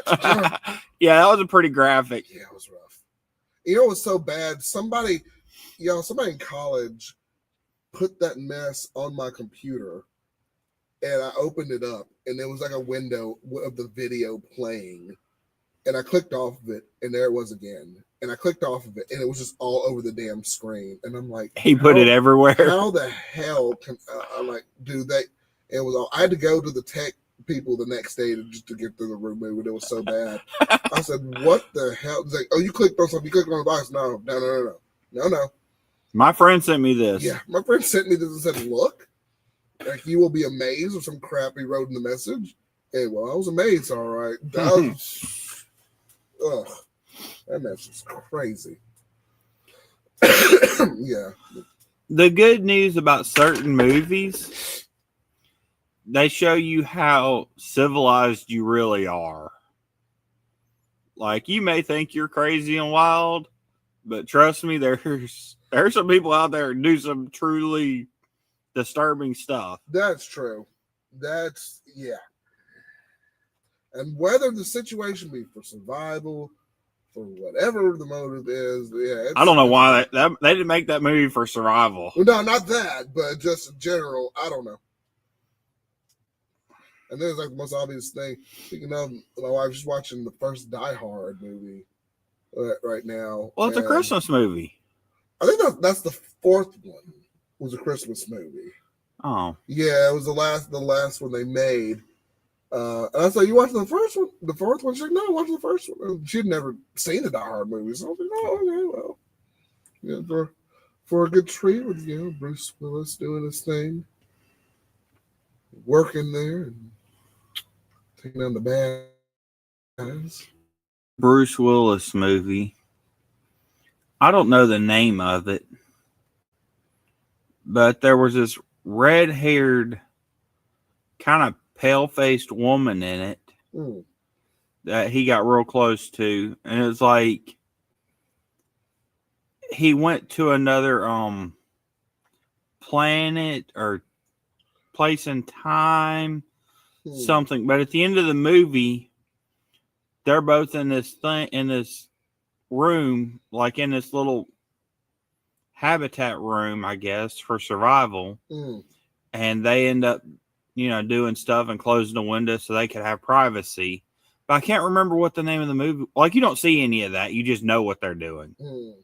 But that's like, I remember it being a really good movie, but I can never describe it any more than that. Like, I can remember other places, but I can't describe it any better than that. I'm wondering if it sounds like the plot of, I don't know, was it Armageddon? What Armageddon? No. I know a lot of Bruce Willis movies. No, this was, it was like futuristic.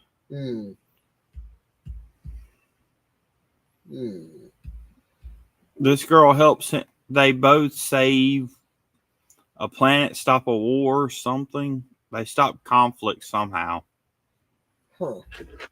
And she's an alien. Like, she's whole another species from another planet. Yeah. I just can't remember. And they end up getting close. Like, they hate each other. It's one of those that hate each other in the beginning. They tolerate each other, then they become attached. And she's got like flaming red hair and really pale.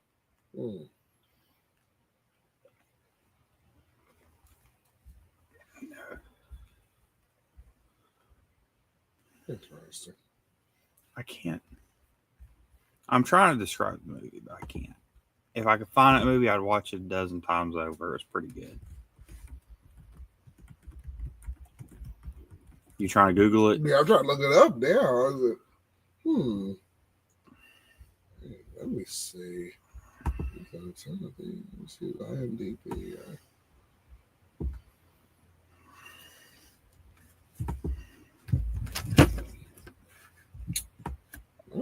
IMDb. Let me see.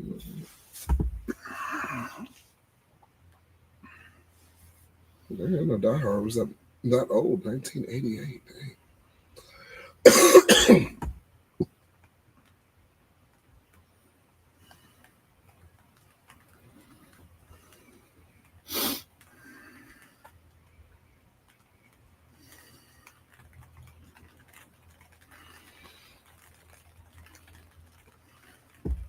Dang.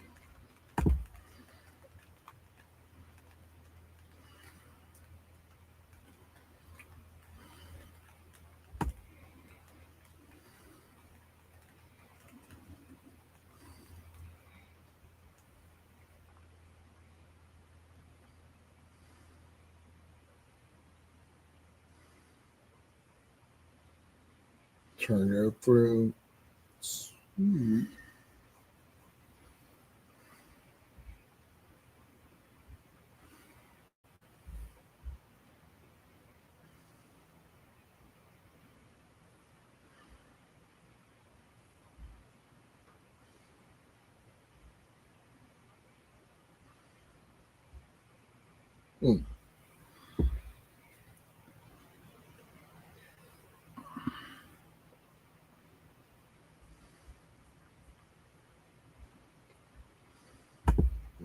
All right.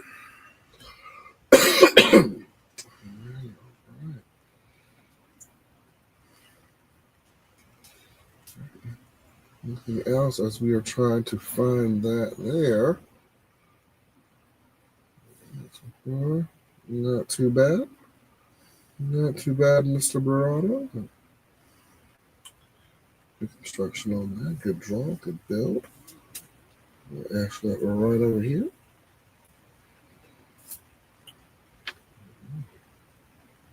There's that light rain coming down once again. Well, folks, we got about less than 2 minutes. We're going to wrap this party up. We are going to call it a night and finish out these cigars. All right. So I appreciate everybody showing up, hanging out with us as always in the lounge. Having a good time. And make sure y'all like, comment, and subscribe to the channel. We will not be here next week as I have a date with a lovely wife on our 10-year anniversary. We're married 10 years, coming up December 20th, and we are having a fun weekend planned. So we're going to have a good time with that. And just make sure you follow us on all social media. And we're also on Instagram, so follow us there. And again, if you like what we do, make sure right over there, scan that QR code, paypal.com/Ray Cigar Lounge, @Ray Cigar Lounge. You'll be able to find us there. And, give a little contribution if you like the show, if you like what we do. It would be graciously help us out there. So we do appreciate that. We do love this. We keep the show going, the party going, and everything. And if nothing else, we are going to call this a night here. Hawkeye, do you have anything else to say to the wonderful people out there? Yep, the movie is called The Fifth Element. The Fifth Element. I've heard of that. Okay. It was good because it was fun. It was action, but it had a lot of comedy in it and crazy. Okay. And it kind of had like all general elements of a story. All right. Awesome, man. Check out The Fifth Element as well. All right. Yep, there it is. Yeah. 1997, The Fifth Element. Yep. Okay. And you see that red-haired woman I was talking about? Yes. Yep. Short red hair. Yep. I see it. I see it right there as I got it pulled up there. So guys, y'all go and have a wonderful Christmas holiday. More clips coming out from the show. More reviews coming out as well. And on that note, also, I will not be here on the next week. Of course, not doing the show next week, but there will also be the infamous smoke show. I think that's Pick Jimmy's show. He's gonna get some other cigar reviewers together. They're gonna have a big party at also 9:00 p.m. Central Standard Time on YouTube and other platforms there. So go check those guys out. Make sure you subscribe to us. Make sure you subscribe to all your favorite cigar lovers and cigar people. We will see y'all in a few weeks. And just look out for various clips and everything coming from us. Until then, this has been Ray from Ray Cigar Lounge and Hawkeye. We will see y'all next time on Ray Cigar Lounge. Have a great holiday, smoke your best sticks, and peace out.